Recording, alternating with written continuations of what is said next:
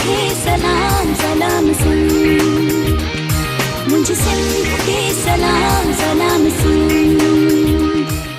बिस्मिल्लाहिर्रहमानिर्रहीम, अस्सलाम वालेकुम, सुबह बख़ैर, गुड मॉर्निंग। असीं अवांजी ख़िदमत में हाज़िर थी चुका आहियूं। प्रोग्राम तव्हांजो पंहिंजो आहे सलाम सिंध। असीं बि तव्हांजा पंहिंजा आहियूं, पिरिया सैयद ऐं इरशाद जागीर आहियूं। उमेद आहे तव्हां बिल्कुलु ठीकु ठाकु हूंदो, ख़ैरियत सां हूंदो, मज़े में हूंदो। जेकॾहिं न आहियो त पोइ दिलि सां दुआऊं करण जो सिलसिलो असां छॾियो न आहे। अनक़रीब अवांजे अंगणनि ते जमाला थींदा, नोबना थींदा, ठीकु ठाकु थींदा, फिटफाट थींदा।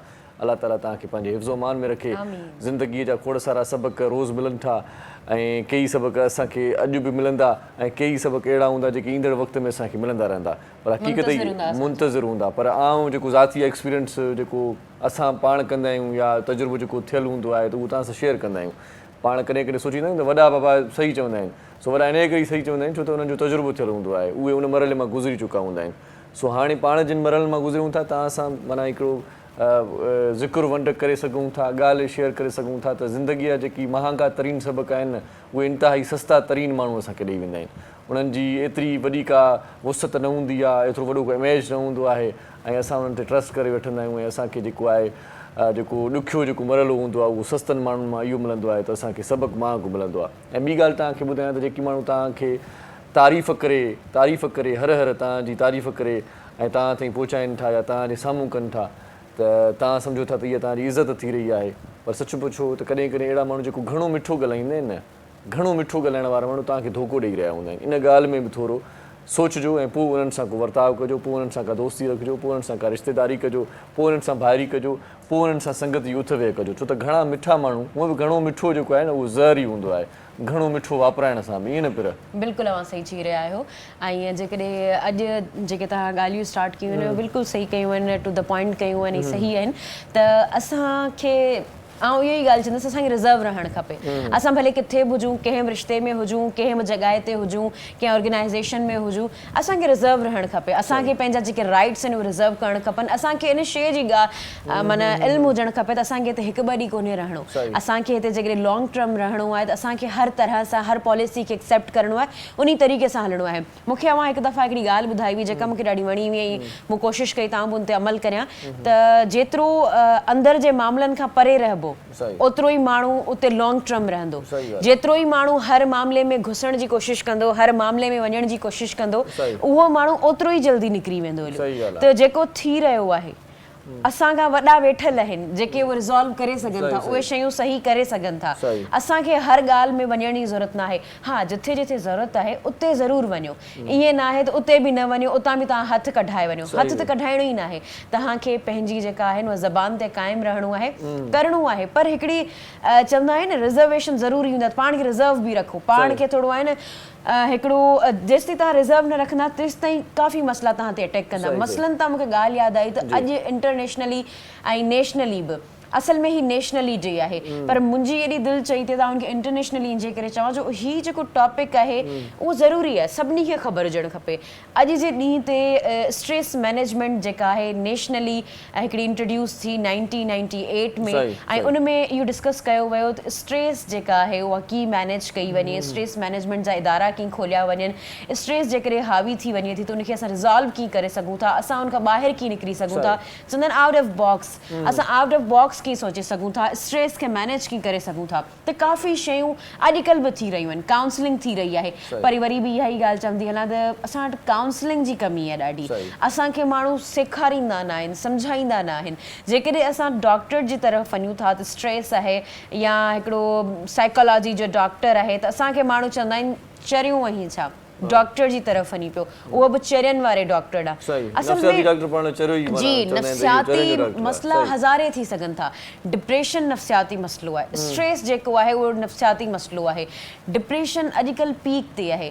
तव्हांखे जेकॾहिं को अहिड़ो माण्हू मिले थो जेको माण्हू तव्हां खां अनयूजुअल ॻाल्हियूं करे थो, अनयूजुअल हरकतूं करे थो, तव्हां सम्झो उहो डिप्रेस आहे।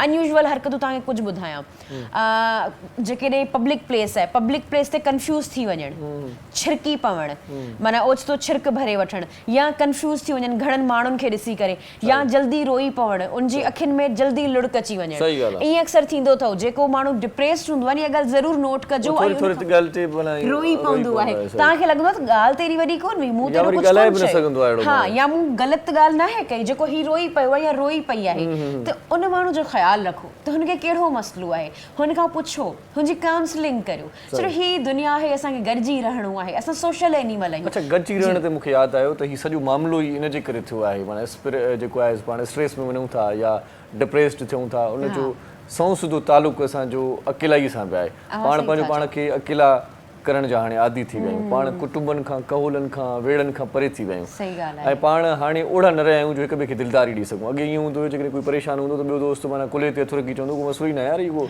नंढो मसइलो आहे, इहो हल करे था वठूं। हाणे जेकॾहिं कोई ईअं परेशान थिए थो त पोइ उनखे चवनि था यार मरी वई बाबा, तो त माना जेको आहे 11,000 बिजली में हथु विधो आहे, माना इहो तोखे माना अलाह बचाए बसि, माना मूंखे नथो लॻे, माना उनखे रहंदो परेशान कंदा आहिनि। ऐं कई अहिड़ा मामला आहिनि जेकी पंहिंजनि सां बि असीं डिस्कस न करे सघंदा आहियूं, छो त असांखे ख़बर आहे त पंहिंजनि सां डिस्कस करण जो को हल न निकिरंदो, ख़्वारी थींदी। अॻे थींदो ईअं हुयो त डिस्कस करण सां मामला हल थी वेंदा। हाणे माण्हू जेको पंहिंजो पाण अंदरि ई अंदरि में जेको पचे थो न, जेको अंदरि ई अंदरि में ॻरे थो, कंहिंसां डिस्कस नथो करे सघे, इहो बि हिकिड़ो सबबु आहे त पाण डिप्रेस्ड थी वञूं था। ॿियो वरी इहो आहे त पाण खे पंहिंजी फैमिली जो जीअं पहिरियों चयो त ख़्यालु रखणु घुरिजे, ख़ासि तौर ते जेकॾहिं मर्द ज़रात कमाइण वारो आहे या कमाइण वारा आहिनि त पोइ उन्हनि खे घर भातियुनि खे घुरिजे त उनखे घणो परेशान न कनि, छो त हू ऑफिस में हुजे थो, ऑफिस में हुन सां घणी चिक चिक रोज़ हूंदी आहे। ऑफिस जा मामला अहिड़ा हूंदा आहिनि, कॾहिं बोस दड़को ॾिनो, कॾहिं को कमु आहे, को फाइल रुकिजी वियो, कॾहिं का शइ नथी सघी, पोइ हू उन परेशानी मां वरी ट्रैफिक एॾी जैम हूंदी आहे, तव्हांजे घर पहुचण ताईं तव्हांजो जेको घर वारो आहे उहो तमामु घणो अॻ में ई जेको आहे उहो परेशानी माना तवाईअ में हूंदो आहे। रहंदो तव्हां हुनखे तवाई ॾियारींदव त उहो ज़ाहिरी ॻाल्हि आहे त उहो रहंदो डिप्रेस्ड थी वेंदो, या उहो कमु न करे सघंदो सही तरीक़े सां, पंहिंजी ज़िंदगी जो वहिंवार न हलाए सघंदो, पोइ परेशानियूं वधी वेंदियूं। पोइ परेशानी जीअं ई वधंदी आहे त परेशानियूं ई हर बीमारीअ जी जड़ आहे, मां सम्झां थो। परेशानियूं थींदियूं त माण्हू बीमार थींदो। तव्हां डॉक्टर ॾांहुं वेंदा न, डॉक्टर चवंदो इलाज इहो आहे तव्हां ख़ुशि रहो, ऐं मां बिल्कुलु ॻाल्हि सही चई। ऐं स्पेशली आउं गुज़ारिश कंदसि, निमाणी मुंहिंजी गुज़ारिश आहे, वॾी गुज़ारिश आहे, जेकी बि मूंखे फैमिलीज़ ॾिसी रहियूं आहिनि, तव्हांजे घर में जेको बि कमाइण वारो आहे, तव्हांजो वॾो आहे, सरबराह आहे, उहो जीअं घर ईंदो आहे त हज़ारे ॻाल्हियूं तव्हांजे दिलि में हूंदियूं आहिनि, दिमाग़ में हूंदियूं आहिनि त मुंहिंजी जेका आहे उहा ससु निणान या जेका ज़ाल आहे उहे शिकायतूं करणु शुरू थी वेंदियूं आहिनि। हू माण्हू अॻे थकी आयो आहे, थकावट में चूर, ऑफिस जा मसला, गाॾियुनि जा मसला, गाॾी में ट्रैफिक में आयो आहे, तव्हां अची करे पूरी चिठी खोले छॾींदा। अच्छा, फैमिली जा मसला ई पंहिंजा अथव। हिकिड़े दोस्त ॻाल्हि कई थी त मां पंहिंजे घर जे भरिसां अची गाॾी पार्क कई, हिकिड़ी ज़रूरी कॉल अची वई, 2 मिंट कॉल ते छा ॻाल्हायमि त मूं वारी ज़ाल मथां ट्रेविस तां ॾिठो ऐं पोइ वरी उतो ई फ़ोन करे चई वॾी ॻाल्हि आहे, फ़ोन ते लॻो पियो आहे, घर नथो अचे, छो? हा चई उते ई माना परेशानी एतिरी वधी वई, दिलि ई न चयो त घर वञा, माना अहिड़े छा वञी घर कयूं, अॻ में ई माना ताना तुनका मसला। इहे महिरबानी करे न कंदा कयो, ख़्यालु कंदा कयो पंहिंजे घर भातीअ जो। इहो ख़बर अथव कीअं ख़तमु थी सघे थी? उहो ईअं ख़तमु थी सघे थी त तव्हां पाण एजुकेटेड हुजो, तव्हां पाण एजुकेटेड हुजो ऐं पाण खे कंहिं न कंहिं कम में बिज़ी करियो। जेकॾहिं ज़ाल बि कम में बिज़ी आहे, मुड़ुस बि कम में बिज़ी आहे त नोक जोक न थींदी, ॿई थकी ईंदा शाम जो, ऐं उन खां पोइ हिकिड़ी कॉफ़ी ते या चांहि ते जंहिंखे जेका शइ वणे कचहरी करे सघो था, पाण में ॻाल्हियूं वंढे सघो था, डिस्कस करे सघो था। ऐं इन्हनि सभिनी मसइलनि खां ॿियूं ॻाल्हियूं वधीक आहिनि। तव्हां को न को सुठो टॉपिक खणो, तव्हां हुन ते ॻाल्हाइणु शुरू करियो, उहा शइ वधीक अट्रैक्टिव लॻंदी आहे, तव्हांजे विच में हिकिड़ी अंडरस्टैंडिंग वधंदी, तव्हांजा ॿार ॾिसंदा हिकिड़ी चङी शइ डिस्कस थी रही आहे, ॿार बि इन्वॉल्व थींदा, ॿार बि इन शइ खे ॾिसणु शुरू कंदा। असांजे घर में झगड़ा थींदा आहिनि, उहे नंढड़ा ॿार छा पिया ॾिसंदा आहिनि? सही सही सही, नंढड़ा ॿार बि परेशान थींदा आहिनि। ख़बर अथव इन्हनि झेड़नि जे करे नंढड़ा ॿार वरी रोई बि पवंदा आहिनि, उन्हनि खे तमामु घणो असरु पइजी वेंदो आहे।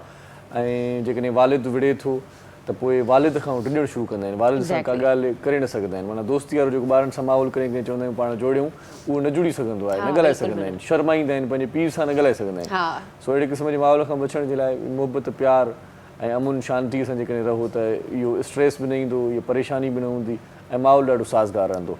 माहौल ते यादि आयो त सियासी माहौल ॾाढो गर्मा गर्म आहे, गहमा गहमी आहे। ऐं इमरान ख़ान साहिबु बाक़ाइदा जेको लॉन्ग मार्च जेको सिलसिलो शुरू कयो आहे उहो हले थो, जारी सारी आहे। मरीम नवाज़ साहिबा जो कल्ह मूं ॾिठो पिए त हिकिड़ो बयानु हुयो ऐं हुन चयो पिए त इमरान ख़ान जो जेको आख़िरी कार्ड आहे उहो इहो लॉन्ग मार्च आहे, जंहिंमें ही फेल वियो आहे, उहो माना उहो वसां निकिरी वियो आहे कार्ड। इन खां सवाइ मरीम नवाज़ साहिबा इहो बि चयो त हाणे जेको आर्मी चीफ मुक़ररु थींदो उहो वज़ीर आज़म ई कंदो। इन खां सवाइ वरी ख़ान साहिब जा पंहिंजा इल्ज़ाम आहिनि, खोड़ सारियूं ॻाल्हियूं आहिनि, पर खोड़ सारियूं ॻाल्हियूं असीं न कंदासीं, रोज़ानी जीजर अख़बार पढ़ंदासीं। अख़बार में सही ख़बर हूंदी आहे, रिपोर्ट थियल हूंदी आहे, असां कॾहिं कॾहिं वधाए बि ॿुधाए छॾींदा आहियूं। थी सघे थो माण्हू ॿुधल सुधल ते पोइ आख़िर में जॾहिं ॻाल्हि पुछंदी आहे न त पोइ उन उहा वधियल ॻाल्हि ई जो हूंदी आहे। मतिलबु ॻाल्हि ई अलॻि हूंदी आहे, बिल्कुलु चेंज थी वेंदी आहे। सो अख़बार हिकिड़ी ज़िमेदार सहाफ़त ऐं रिपोर्ट कंदड़ अख़बार आहे, रोज़ाने जीजल अख़बार। हिन अख़बार जो chief editor doctor Abdul Karim Rajpar आहे। हीअ अख़बार कराची, हैदराबाद ऐं सखर मां हिकु ई वक़्तु शाया थींदी आहे। हिन अख़बार जी क़ीमत अॼोके माना महांगाई वारे दौर में बि सिर्फ़ु 20 रुपया आहे। सो 20 रुपए में मुल्क जूं ऐं ख़ासि तौर ते मुल्क खां ॿाहिरि जूं पंहिंजे इलाइक़े जूं तर जूं ख़बरूं तव्हां पढ़ी सघो था। जी, छा लिखियलु आहे पियो अॼोके जी अख़बार में? बिल्कुलु, पहिरियां त इहो ॿुधाईंदी हलां त असां त वेठल आहियूं स्टूडियो में, असांजो मज़ो इहो आहे त असांखे अख़बार मिली थी वञे, सही। पर जेकॾहिं तव्हांखे अख़बार नथी मिले त तव्हां वेबसाइट ते वञी पढ़ी सघो था। www.dailyjijal.com जी वेबसाइट आहे। वेबसाइट ते वञी करे तव्हां ईज़ीली पढ़ी सघो था। ऐं जेकॾहिं अॼु जी ॾींहं जी ॻाल्हि ॿुधायां त अरबा जो ॾींहुं आहे ऐं 2 नवंबर 2022 ऐं 7 रबिल सानी आहे। ऐं पहिरीं ई ख़बर जी तरफ़ वञा त अवां जेका ॻाल्हि चई उहा ई ॻाल्हि आहे त इमरान ख़ान जो लॉन्ग मार्च चूंडुनि लाइ न, रतो छाण ऐं मार्शल लॻाइण लाइ आहे, मरियम औरंगज़ेब जो चवणु, मतिलबु अलॻि अलॻि ॻाल्हियूं असांखे ॿुधण में अचनि पियूं। उन खां अलावा अमेरिका हिकु भेरो ॿीहर इमरान ख़ान जी हुकूमत किराइण वारी दावा रद्द करे छॾी। नवाज़ ऐं ज़रदारी PTI खे एस्टेब्लिशमेंट सां विढ़ाइण जी साज़िश पिया कनि। चीफ जस्टिस अवाम लाइ न उथियो त पोइ केरु ॿियो उथंदो, इमरान ख़ान जो चवणु आहे।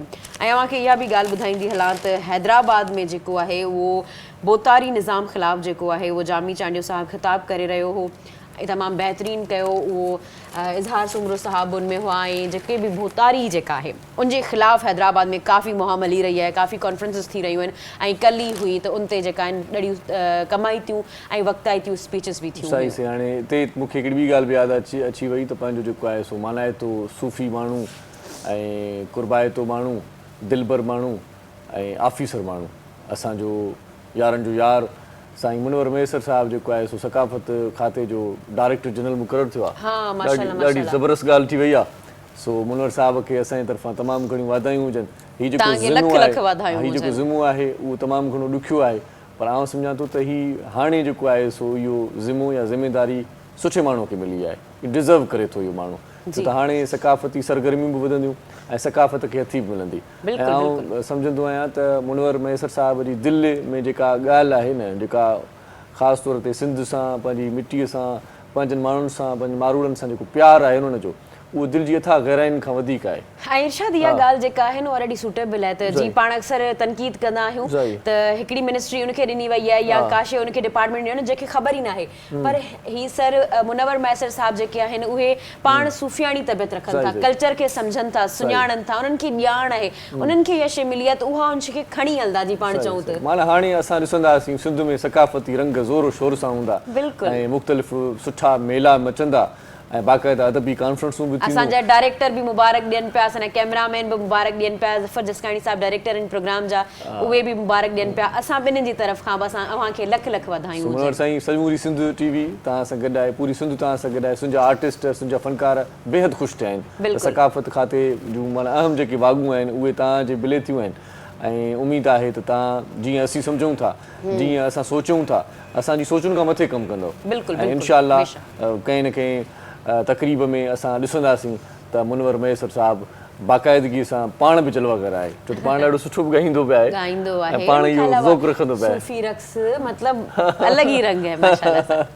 सो हिते वठूं त पाण शॉर्ट कमर्शियल ब्रेक, असां सां गॾु रहिजो, मोटी अचूं था, ॾिसंदा रहिजो। सलाम सिंध। मुंहिंजे सिंध खे सलाम सलाम सिंध, मुंहिंजे सिंध खे सलाम सलाम सिंध।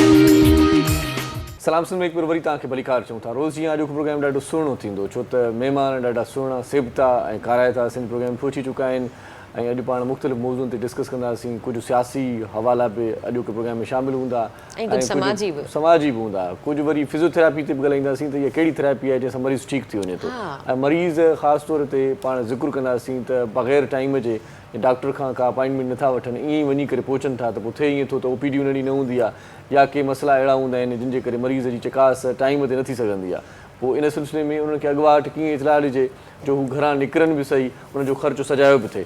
इन हवाले सां पाण घणी ख़ूबसूरत कचहरी कंदासीं ऐं उहा कम जी कचहरी हूंदी। सुठा कलाम बि ॿुधंदासीं, पर हिन खां पहिरियां पाण जीअं हस्बे मामूल महिमाननि जो तारीफ़ कराईंदा आहियूं, उन खां पोइ प्रोग्राम जी तरतीब खे अॻिते वधाईंदा आहियूं। सो इन जे लाइ आउं पिर खे गुज़ारिश कयां थो त ॿुधाए त असां वटि अॼु केरु केरु आहे। अवां बिल्कुलु सही चई रहिया आहियो। इरशाद ईअं बि थींदो आहे त हिकु त असांजा जेके कराची जेको मेट्रोपॉलिटन सिटी आहे त उनमें काफ़ी माण्हू बचनि था, परियां परियां खां ॻोठनि खां माण्हू अचनि था, सही ॻाल्हि आहे। अची वञनि था, उन ॾींहुं जेका OPD न आहे, अपॉइंटमेंट न मिली त पोइ ॿिए ॾींहुं असां कीअं करे वठी सघूं था, सही ॻाल्हि आहे। पोइ फुटपाथ ते रहनि था, पोइ काफ़ी मसइला थियनि था। त उन्हनि सभिनी जो जेको सॉल्यूशन आहे या उन ते जेके कमु करे रहिया आहिनि उहे सभु असां वटि मौजूदु आहिनि। ऐं जीअं तव्हां चयो त पॉलिटिक्स ते ॻाल्हाईंदासीं ऐं कुझु समाजी अफेयर्स सभिनी शयुनि ते ॻाल्हाईंदासीं। त पहिरीं तरफ़ जेकॾहिं आउं इंट्रोडक्शन जी तरफ़ वञा त असां सां गॾु मौजूदु आहिनि। असांजी पूरी कोशिशि हूंदी आहे, सिंध TV जी पूरी कोशिशि हूंदी आहे त जेके नौजवान आहिनि, पोइ छोकिरियूं हुजनि छोकिरा हुजनि, मतिलबु जेंडर बियास थी करे न, असां न्यूट्रली करे उन्हनि खे मोटिवेट कंदा आहियूं, प्रमोट कंदा आहियूं, उन्हनि खे अॻियां आणण जी कोशिशि कंदा आहियूं ताकी उहे पाण खे मञराए सघनि। छो जो असां पाकिस्तान लकी आहियूं त असां वटि यूथ जो जेको रेशो आहे उहो सभिनी खां वधीक आहे, त असां उन्हनि खे प्रमोट करियूं, उहे ई असांजा जेके फ्यूचर जा महिमार थींदा। तव्हां सां वंड कंदी हलां जंहिंजो नालो जेके असांजे प्रोग्राम में मौजूदु आहिनि, अमृता असद पलीजो साहिबा, अव्हांखे प्रोग्राम में भलीकार चऊं था। पाण सोशल एक्टिविस्ट आहिनि, ट्रेनर आहिनि, मुख़्तलिफ़ ऑर्गेनाइज़ेशन्स में मुख़्तलिफ़ टाइमनि ते कमु करे चुकियूं आहिनि, एज़ अ ट्रेनर बि कमु करे चुकियूं आहिनि ऐं सोशल एक्टिविस्ट बि रही चुकियूं आहिनि।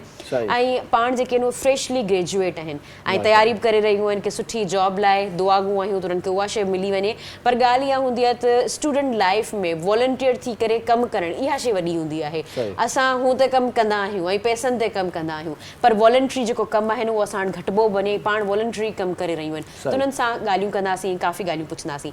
ऐं ॿी अव्हांखे शख़्सियत जो तारुफ़ कराईंदी हलां त मैडम नाहिद भुट्टो साहिबा प्रोग्राम में मौजूदु आहिनि। अव्हांखे प्रोग्राम में भलीकार चऊं था। पाण सोशल एक्टिविस्ट आहिनि ऐं उनखां अलावा पॉलिटिक्स में बि ॾाढो हुननि जो इंट्रस्ट आहे ऐं पॉलिटिक्स में बि कमु कनि थियूं, पॉलिटिकल वर्कर बि चई सघां थी। ऐं PP सां तालुक़ु आहे उन्हनि जो।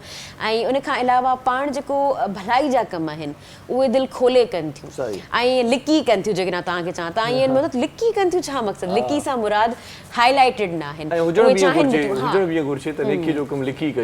सही ॻाल्हि ख़बर न पवे पाण जी जेका आहे सा वॾपणो या पाण वॾाई कयूं या कंहिंखे ॿुधायूं, पाण पब्लिसिटी कयूं, त उनखां बहितर आहे त माण्हू अॼु बि अहिड़ा माण्हू खोड़सार आहिनि जेके चवंदा आहिनि असांजे बारे में कंहिंखे ख़बर न पए, असांजो नालो न ॿुधाइजो, असां हेल्प करे छॾीसीं। सही था चओ। ऐं वॾाई असल उनखे ई चइबो आहे। वॾाई इहा न आहे हूंदी त असां माण्हुनि खे ॿुधायूं त असां ही करियूं था, असां प्रमोशन करायूं। वॾाई इहा हूंदी आहे त तव्हां कमु करियो ऐं पोइ जेकॾहिं तव्हांखे केरु हाईलाइट करणु चाहे थो त तव्हां उन्हनि खे इजाज़त ॾेई सघो था।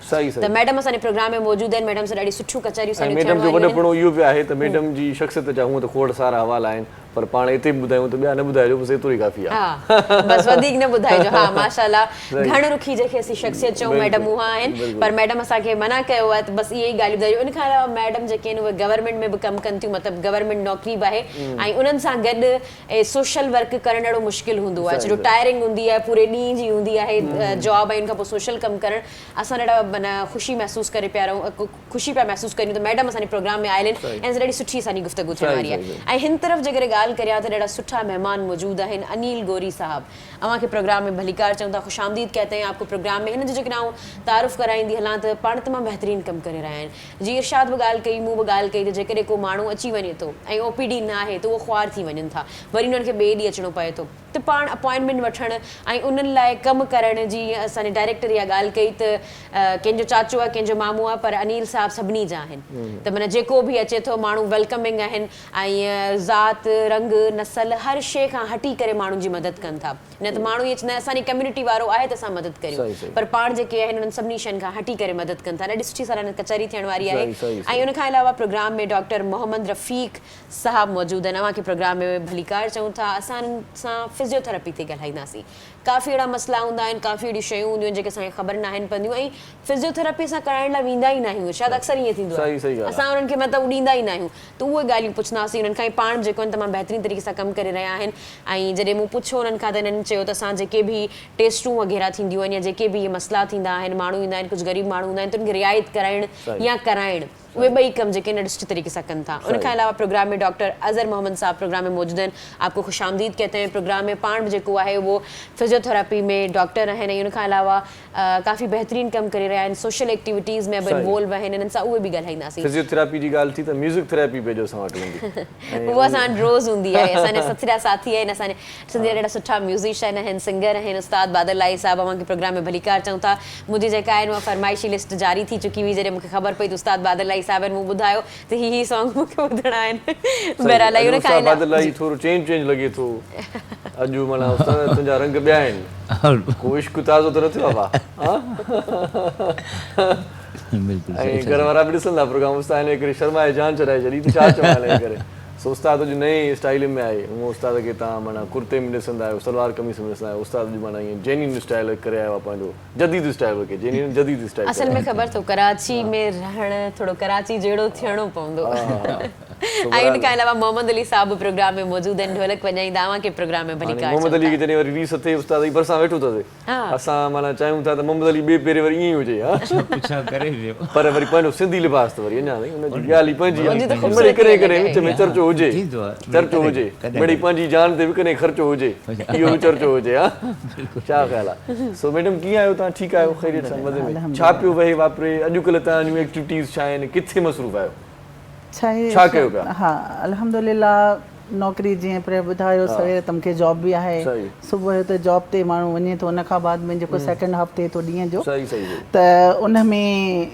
पोइ मुंहिंजो जेको आहे अनिल सां राब्तो हूंदो आहे असां राति जो तक़रीबन वेहंदा आहियूं डेली जेके कम हूंदा आहिनि जेके अनिल जूं छो जो अनिल जी जेका शख़्सियत आहे न हिन छोकिरे खे मां हार्ड वर्कर आहे बहितरीन इंसान आहे पहिरीं ॻाल्हि बहितरीन इंसान जंहिं इंसानियत जे लाइ छो जो मां हिन खे थोरो अरसो थियो आहे जॉइन कयो आहे पर मां मतिलबु इहो ॿुधाईंदसि त मां कीअं सम्झो त हिकिड़ो घर जे एक्सपीरियंस सां किथां जा माण्हू किथां अचनि पिया परेशान रहंदो छो जो ज़ाहिरा इंसान हिकिड़ो त कंहिंजी हेल्प नथो करे सघे पर इहे रब करीम जा करम थिया जो अलाह साईं इन्हनि सॼी हिन मूंखे चूंडियो त मां हिन सां मिलियसि पोइ पाण वेहंदा आहियूं जेका लिस्ट हूंदी आहे त सुभाणे केरु केरु आहे अचानक बि फ़ोन अची वेंदियूं आहिनि कॉल्स अची वेंदियूं आहिनि कंहिं कंहिं इदारनि जे थ्रू बि माण्हू ईंदा आहिनि असां वटि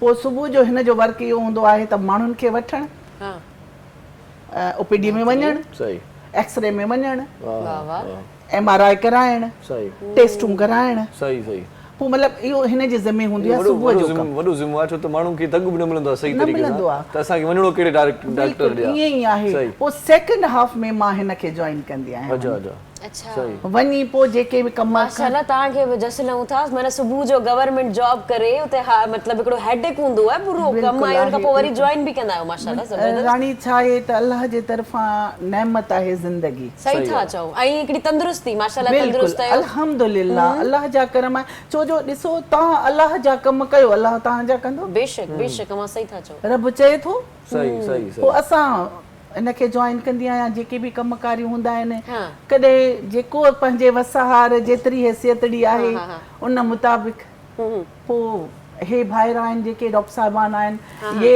हमारे साथ पूरी टीम है हमारी ये माशाल्लाह जबरदस्त तो इनके साथ मिलके जो भी हमारे काम जो हम नहीं कर सकते आगे चले जाते हैं कि भाई कहाँ मिलना है किससे मिलना है कहाँ से अप्रोच लेकिन मां त सलाम कंदमि सिंध हुकूमत खे त जंहिं जिना जहिड़ियूं हॉस्पिटल्स जंहिंमें हर तरह जूं सहूलियतूं हर तरह जा डॉक्टर हर तरह जी मशीनरी सभु कुझु मौजूदु आहे असां वटि माना पहिरीं शख़्सियत आहे जेका माना एॾी तारीफ़ जिना हॉस्पिटल जी छो जो मां कमु कयां पई अंदरि मां कमु कयां पई मूंखे ख़बर आहे जेसीं ताईं तव्हां दरिया में लहंदव कोन मथां वेही त मां पथर खोड़ फिटी कंदसि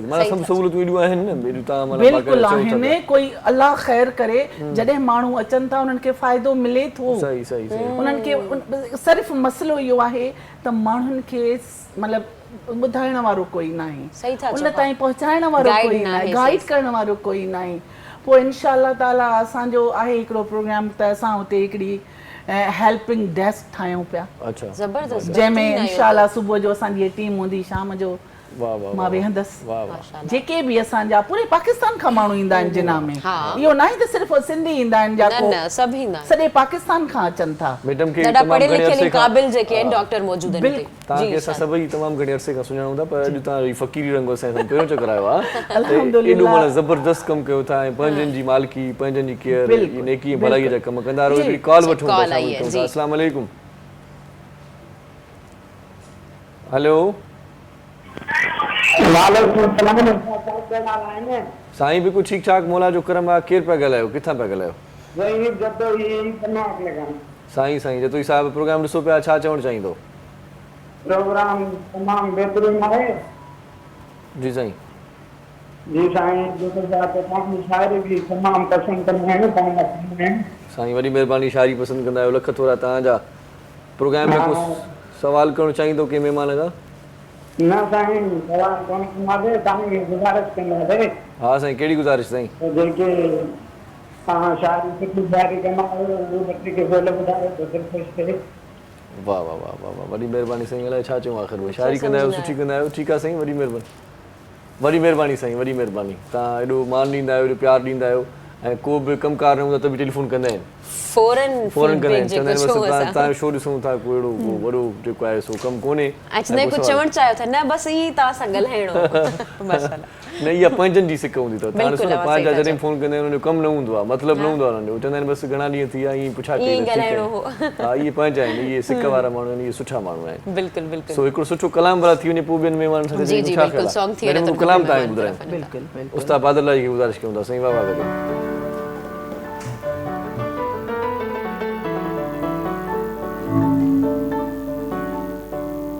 मेहदी हसन साहब जो गज़ल।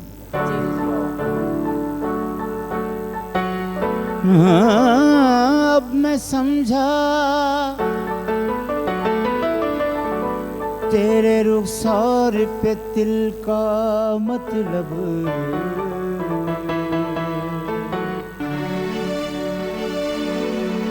दौलत हुस्न पे दरबान बिठा रखा है,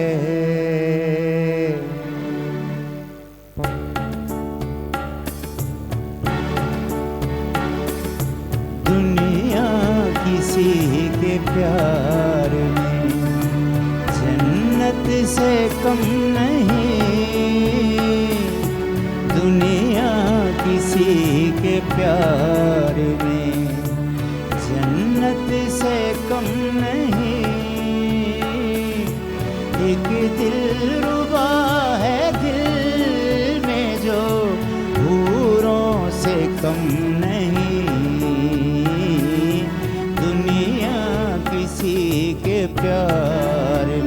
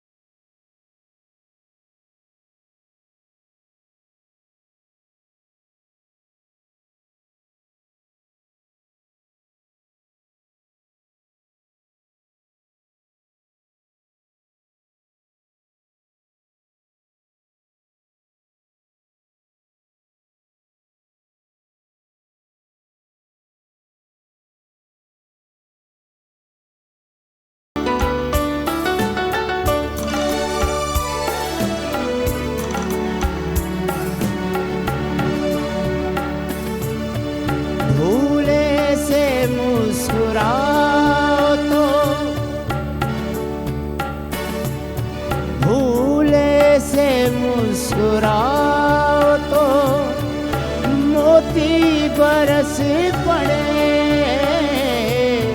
भूले से मुस्कुराओ तो मोती बरस पड़े, पलकें उठा के देखो तो कलियां भी हंसी पड़े। खुशबू तुम्हारी जुल्फ की फूलों से कम नहीं, दुनिया किसी के प्यार में जन्नत से कम नहीं। एक दिलरुबा है दिल में जो हूरों से कम नहीं, दुनिया किसी के प्यार में। वाह वाह वाह वाह साईं, वाह साईं, दुनिया किसी के प्यार में जन्नत से कम नहीं। बेशक साईं, ॻाल्हि मञिबी, ॾाढो सुठो कलाम तव्हां ॿुधायो। हिते शॉर्ट कमर्शियल ब्रेक वठूं था, पोइ ॿिया महिमान पिया आहिनि, उन्हनि सां बि कचहरी कंदासीं। असां सां गॾु रहिजो, ॾिसंदा रहिजो। सलाम सिंध। मुझे सिंध के सलाम सलाम सिंध, मुझे सिंध के सलाम सलाम सिंध।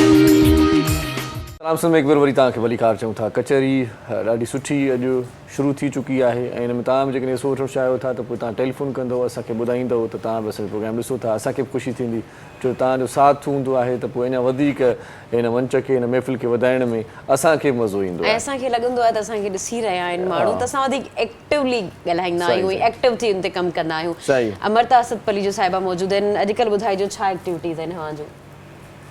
रिसेंटली मैं पंहिंजी ग्रेजुएशन कंप्लीट कई है यूनिवर्सिटी ऑफ सिंध मां।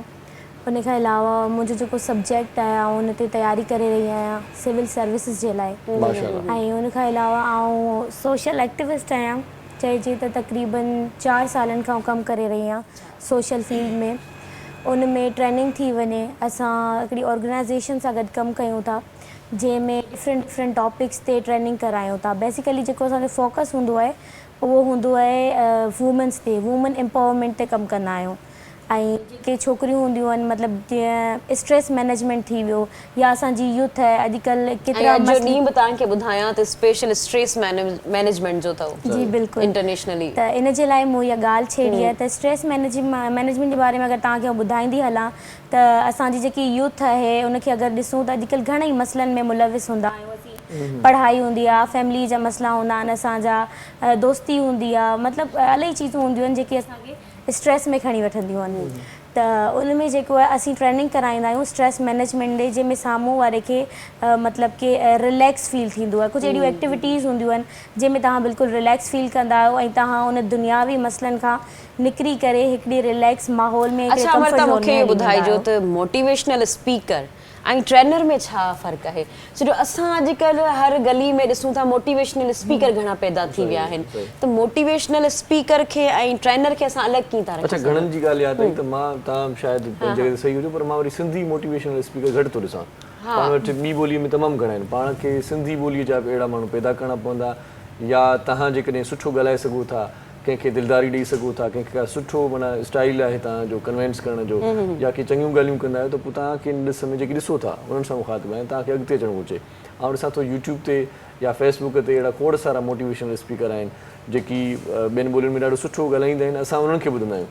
पंहिंजो को सिंधी एतिरो तमामु घणो फेमस न आहे, इन ॾिस में हिकिड़ी खोट आहे। न ऐं अगरि आहे बि सही त असां ॾिसूं नथा सही, सही, उनखे, असां उनखे निग्लेक्ट था करियूं त यार हीउ ईअं न हूंदो, हीउ जेको हिन जो वॾो नालो आहे हीउ वधीक सुठो हूंदो, त असां इन शइ खे करियूं था। असांखे पाण जी जेका आहे हिक ॿिए खे सपोर्ट करणी आहे। बहरहाल जेके सवाल ते हुआसीं त उहो छा फ़र्क़ु आहे ट्रेनर ऐं मोटिवेशनल? अगरि असीं ट्रेनर खे ॾिसूं त ट्रेनर हिकिड़े क़िस्म जो उस्ताद हूंदो आहे जेको तव्हांखे सेखारींदो आहे। अगरि जस्ट ट्रेनर ऐं टीचर जे डिफरेंस खे ॾिसूं, टीचर जस्ट सेखारींदो आहे, ट्रेनर तव्हांखे उहो इम्प्लीमेंट करे ॾेखारींदो आहे। हिकिड़ी एक्टिविटीज़ सां, गेम्स जे थ्रू तव्हांखे इंटरेस्टिंग चीज़ूं बनाए करे सेखारींदो आहे।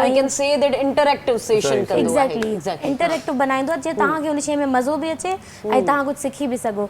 ऐं मोटिवेशनल स्पीकर उहो हूंदो आहे जेको तव्हांखे मोटिवेट करे।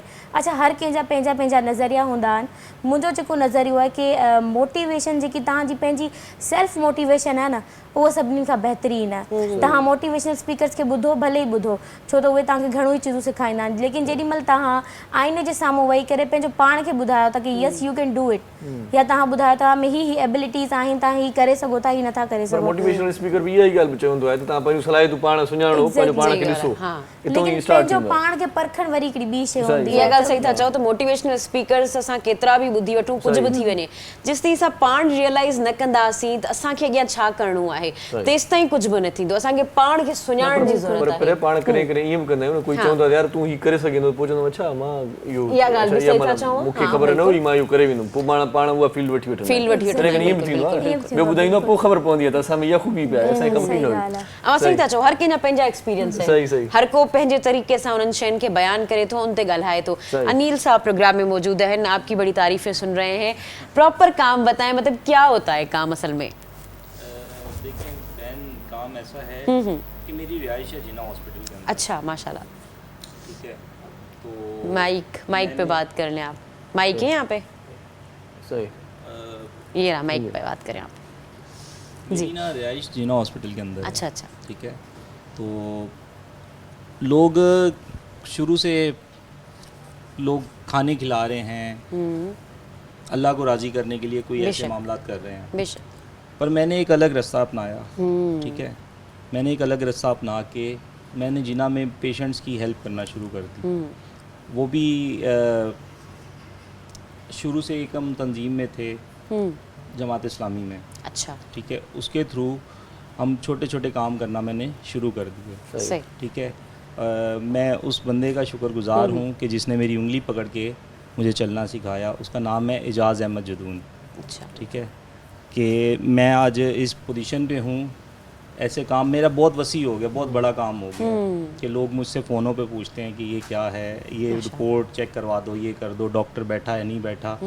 तो मतलब मेरी एक अलग ही 1-5 सर्विस बनी हुई है। ज़बरदस्त। ठीक है, तो मैं उसका भी शुक्रगुजार हूँ कि जिसने मुझे यहाँ तक पहुँचाया कि मैं आप लोगों के सामने बैठ सकूँ। अच्छा, कैसे ये सोचा ये करना है? क्योंकि हमारे यहाँ तो लोग वॉलंटरी काम बहुत कम करते और हैं। अपने मसाइल इतने बढ़ गए कि टाइम ही नहीं मिल रहा भाई। हम शुरू से ना कर रहे थे, राशन बांट दिए, लोगों की हेल्प कर दी और तरीके से।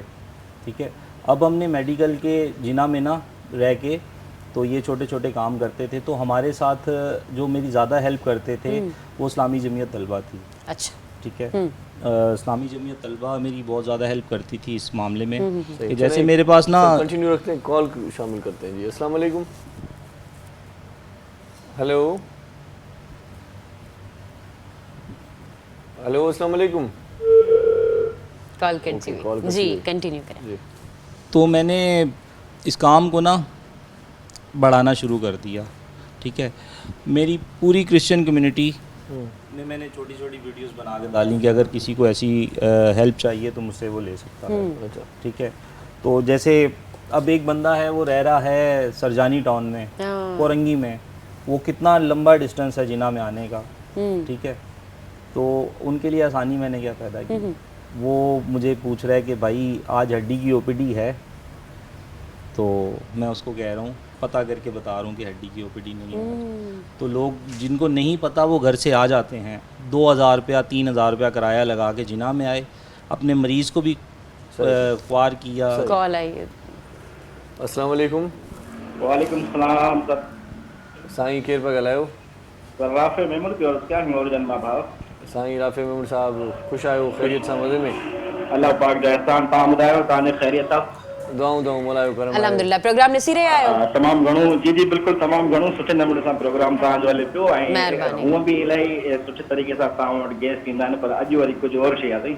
बिल्कुलु, महिरबानी महिरबानी। बिल्कुलु बिल्कुलु। अॼु भला और शइ कीअं आहे भला साईं, थोरो ॿुधाईंदो? अॼु साईं और शइ ईअं आहे त अॼु अमरता बि पाण वेठी आहे, जेका पंहिंजो मुख़्तलिफ़ सोशल एक्टिविटीज़ में बि कमु करे पई, ऐं असांजी हिन खां पहिरियां जेकी जिना वारी डॉक्टर साहब हुई, हुन हिकिड़ी वॾी तमामु सुठी ॻाल्हि कई त असां हेल्पिंग डेस्क क़ाइमु था कयूं। इहा तमामु घणो असांजे लाइ फ़ाइदेमंद आहे। बिल्कुलु बिल्कुलु सही चई रहिया आहियो। अच्छा, तव्हां मां भुलियो न आहियां त तव्हां राफ़े में उहे त न आहियो जेके नात ख़्वान आहियो? हा सर, बिल्कुलु बिल्कुलु। ईअं न साईं? हा सर, बिल्कुलु। अलाए साईं, त मतां सम्झो त तव्हांजो आवाज़ ऐं नालो मूंखे यादि आहे साईं। साईं असांखे बि तव्हां बिल्कुलु यादि आहियो। ईअं बसि ईअं दूरियूं थोरी थियूं। सही सही महिरबानी राफ़े, महिरबानी कॉल करण लाइ। इंशाल्लाह रमज़ान मुबारक में वरी मुलाक़ात करें थींदी। पुराणो माना साथी आहे, माना 5-6 साल पहिरियां को रमज़ान में आयो, पर मूंखे नालो यादि हुयो ऐं आवाज़ मां लहजे में सम्झी वियुसि त ई उहो ई अमराव आहे। इहा ॻाल्हि सही था चओ, कॾहिं कॾहिं कुझु माण्हू यादि रहिजी वेंदा सही, आहिनि ऐं कॾहिं कॾहिं वरी ईअं थींदो आहे त माण्हू साम्हूं बि वेठल हूंदा आहिनि, विसरी वेंदा सही, सही, आहिनि। सही। पर अनिल साहब की तरफ चलते हैं। जी सर। तो ये आप सहूलत बता रहे थे कि भाई सहूलत हो गई, व्हाट्सएप पे मैं भेज देता हूँ। बिल्कुल, वो व्हाट्सएप पे मंगवा ली मैंने चीज़, सही। ठीक है। तो अब जैसे देखें कैंसर है, कैंसर एक अलग अलग किस्म का है, मुंह का है, पेट का है, इधर है उधर है, 100 जगह पे बॉडी में, ठीक है। अब जब कैंसर वार्ड में आओगे ना, तो वो बोलेगा आज कैंसर की ओपीडी मुंह वाली नहीं है, आज तो ये वाली है। आपका किराया भाड़ा सर्दी गर्मी आपका गया, बेस्ट। सही सही है। अब मैंने क्या किया, मैंने उसको कहा बायोप्सी भिजवा दे, सिटी स्किन भिजवा दे, ये कर दे। जैसे ही मेरे पास व्हाट्सअप आया तो डॉक्टर साहब को भिजवाता हूँ, डॉक्टर अजहर महमूद को, कि सर चेक करें ना ज़रा ये सारा सीन। ये मुझे कहते हैं अनिल इसको इस दिन बुलवाना है, इस दिन बुलवाना है, इस टाइम बुलवाना है। अच्छा। हुआ क्या, वो उनका वक्त बचा, उनका टाइम बचा, उनकी हर चीज़ बच गई। मतलब एक हायरार्की होती है, वो फॉलो करके। सही, ज़बरदस्त। मैंने इस काम को ना वसी करना चाहा, अपने रब से मांगा कि इसको मैं बहुत ज़्यादा बड़ा करूं। तो बस अल्लाह ने एक करम नवाजी की कि नाहिद भुट्टो साहिबा मुझे मिल गई। ये भी किसी मसले में लेके मेरे पास आई और ये मेरे पास रुकी गई। सही है। अच्छा, ठीक है, इनको मेरी समझ में आ गई कि यार ये तो बंदा काम थोड़ा सा कर रहा है। तो मैंने इनके साथ मिलके ये काम वसी करना चाह रहा हूँ, बड़ा करना चाह रहा हूँ कि हम उधर एक हेल्प डेस्क के नाम से एक हेल्प डेस्क बनाएं, तो जिसमें बहुत हमारी बड़ी टीम हो, टीम है भी, और भी इसको मतलब एक डिज़ाइन दे देंगे। ॾिसो पर अनिल साहब ॾाढो सुठो कमु करे पियो, पर जीअं नाइट साहिबा ॻाल्हि कई त जिना अस्पताल में एतिरियूं सहूलियतूं एतिरियूं सहूलियतूं आहिनि, ॾाढी सुठी ॻाल्हि आहे, पर अञा इहे जदीद सहूलियतूं हुजणु घुरिजनि। माना जीअं अनिल साहब पाण कमु थो करे, को जदीद क़िस्म जो को अहिड़ो इंफ्रास्ट्रक्चर हुजे, को कंप्यूटराइज़ सिस्टम हुजे, माण्हू खे पाण घर वेठे ख़बर पए त कहिड़े क़िस्म जो डॉक्टर आहे, माण्हू पाण अपॉइंटमेंट वठी सघे, पाण माना पंहिंजो टाइम वठी सघे, अहिड़ियूं सहूलियतूं अञा हुजणु घुरिजनि। दुनिया तरक़ी करे पई। गाइडलाइन बोर्ड हुजणु खपनि मैडम, हुते अलॻि-अलॻि जॻहियुनि ते। ॾिसो डिपेंड करे थो त कहिड़े क़िस्म जो मरीज़ आहे। अहिड़ा सादा माण्हू बि असां वटि अचनि था वीचारनि खे, जिन खे ॿोली बि सम्झ में नथी अचे। सही था चओ। उहे वतन था हुतो हुते वीचारा सॼो ॾींहुं हुननि जो फुटपाथनि ते सुम्हिया पिया आहिनि, हुननि खे खाइण जे लाइ कोन्हे का, किराए जे रिक्शा जिते ईंदा आहिनि उन्हनि जो बि किरायो न हूंदो आहे। अनिल उहो मतिलबु असांखे करिणो आहे उहो। हुननि खे अगरि पंहिंजो ओपीडी में का लेडी अचे थी, राति जो टाइम आहे, जे अगरि हूअ गाइनी जी आहे, हुनजो उहे पिराए था कमु थियनि था, पर हुननि खे खाइण लाइ कुझु न आहे। त मतिलबु इहे शयूं असांखे जेके आहिनि न, बसि पोइ अल्लाह मदद करे तो रब जंहिंखां वटि कमु। फिजियोथेरेपिस्ट वेठो आहे, हिन डॉक्टर साहबनि जी त वॾी महिरबानियूं आहिनि, त असां सां राति ॾींहं गॾु हूंदा आहिनि। विचो हमरा लॻे थो उजागे में भाई 2-3 माना उबासी मिलियूं थी, इन्हें कितने सां ॻाल्हायो पिया राति ॾींहं। अच्छा, हमें ये बताइएगा कि पहले तो ये बताइए कि फिजियोथेरेपी का काम क्या था, मतलब फिजियोथेरेपी हम किससे कहते हैं? मेरा ये सवाल अगर आप अजहर महमूद भाई से कर लें तो बेहतर होगा। मैं अपनी जो हमारी सोशल एक्टिविटीज़ है, या जो हम लोग वहाँ यूनिवर्सिटी के अंदर हॉस्पिटल्स के अंदर काम कर रहे हैं, जी शेयर कर सकते हैं। मोहम्मद रफ़ीक साफ़ी मेरा नाम है, और मैं नाज़िम इस्लामी जमी तलबा जनाब post graduate medical university college का।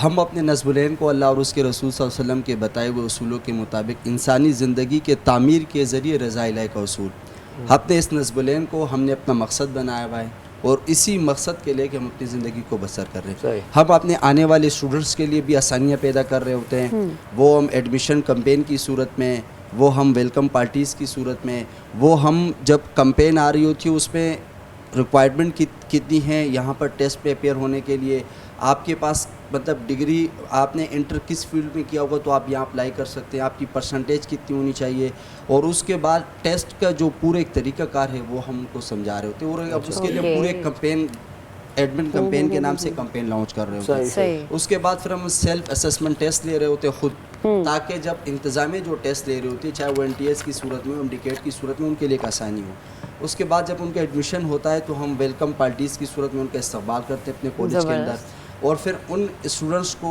हम लोग अपना इस नज़रिए के तहत अपने नज़्बुलैन के तहत उसको हम अपना हिस्सा बनाते हैं और उसके साथ हम उनके लिए मुख्तलिफ़ प्रोग्रामात करवाते हैं, सीरत के हवाले से, यूनियन के हवाले से और जितनी भी एक्टिविटीज़ होती है इसके हवाले से। अच्छा, उसके साथ हमने एक और शोबा बनाया हुआ है जमात इस्लामी का खिदमत। आपने देखा भी फ्लूट में भी सन में बहुत ज़्यादा काम किया इन्होंने। बग़ैर किसी नस्ल के, बग़ैर किसी तफरीक के, बग़ैर किसी फ़र्क़ के हम लोग इन चीज़ों को बिल्कुल हमारी तरबियत इस तरह होती है कि हमसे ये चीज़ें निकाल दी जाती है कि अगर आपने एक इंसानियत के लिए सिर्फ काम करना है, आपने ये नहीं देखना कि इसका मसलक क्या है, इसका फ़िरका क्या है और उसकी कौमियत क्या है और कहाँ से आया हुआ है। हमारा काम है कि जितना हमसे हो सके और जिस लेवल तक हो सके उसके लिए आसानी पैदा करना, उसकी मुश्किलात को दूर करना। तो उस सूरत में हम ये करते हैं। इस तरह मुख्तलिफ़ एनजीओज़ हमसे राब्ते में हैं। अभी अनिल भाई ने आपने भी इनका तारुफ करवाया।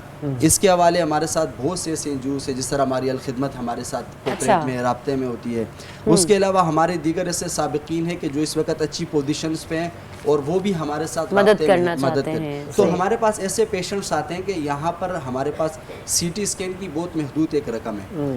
उसकी बुनियादी वजह ये कि कुछ चीज़ें ऐसी होती है कि वो करना भी पड़ती है। CT स्कैन की मशीन भी बहुत ज़्यादा महंगी है और पाकिस्तान में बहुत कम जगहों में CT स्कैन हो गई, MRI हो गई, साइबर नाइफ हो गया, बहुत कम जगहों पर है।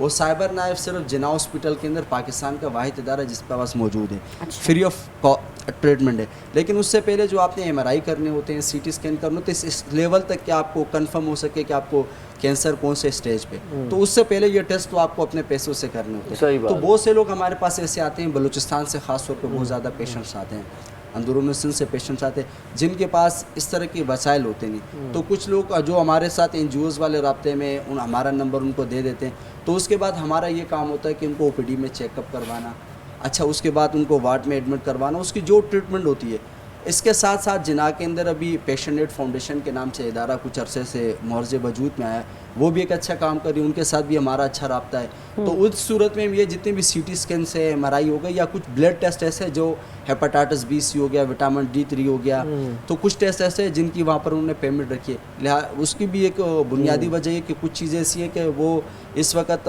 हमारा जब 18वीं तरमीम के बाद सूबाई और वफाकी फेडरल गवर्नमेंट फैसला नहीं कर पा रही थी, वो कोर्ट सुप्रीम कोर्ट के अंदर ये केस चल रहा था कि जना NICVD NICH किसको दें, तो उस हवाले से बहुत ज़्यादा फंड्स के हवाले से पेचीदगियों का सामना करना पड़ा। तो ये वसाइल बहुत, तो इससे फिर ये NGOs जब आई तो उन्होंने ये कहा कि कुछ ऐसे लोग हैं जिन अब उनसे रब्ता होता है, कुछ लोग हमारे पास आते हैं कि यार हमारे पास तो पैसे नहीं, तो हम अपने एक फ़र्क करवा के वहाँ पर हमारी उनके साथ बातचीत है, उनके साथ सेटी से जो उनके मैनेजर से, तो उनका हम CT स्कैन MRI और जगह ब्लड टेस्ट वो फ्री करवा लेते हैं। अच्छा, उसके अलावा फिर ये होता है कि कुछ CT स्कैन ऐसे हैं या कुछ MRI ऐसे हैं कि वो कंट्रास्ट है, उस कंट्रास्ट के लिए इंजेक्शन लाना होता है। अच्छा, वो इंजेक्शन पूरे पाकिस्तान में गवर्नमेंट के किसी भी हॉस्पिटल में नहीं मिल रहा, वो आपको बाहर से खुद अफोर्ड करना होता है, खुद खरीदना होता है। तो बहुत से पेशेंट ऐसे होते हैं कि अब आप एक CT स्कैन है, अगर कंट्रास्ट CT स्कैन है 3500 रुपये उसकी कीमत है या 4500 रुपये। अच्छा, पेशेंट एड फाउंडेशन वाले आपको फ्री करवा दे, वो इंजेक्शन 4500 रुपये का है, तो वो उसके लिए पैसे नहीं होते। फिर हम ये करते हैं कि हमारे साथ मुख्तलिफ जो NGOs राब्ते में हैं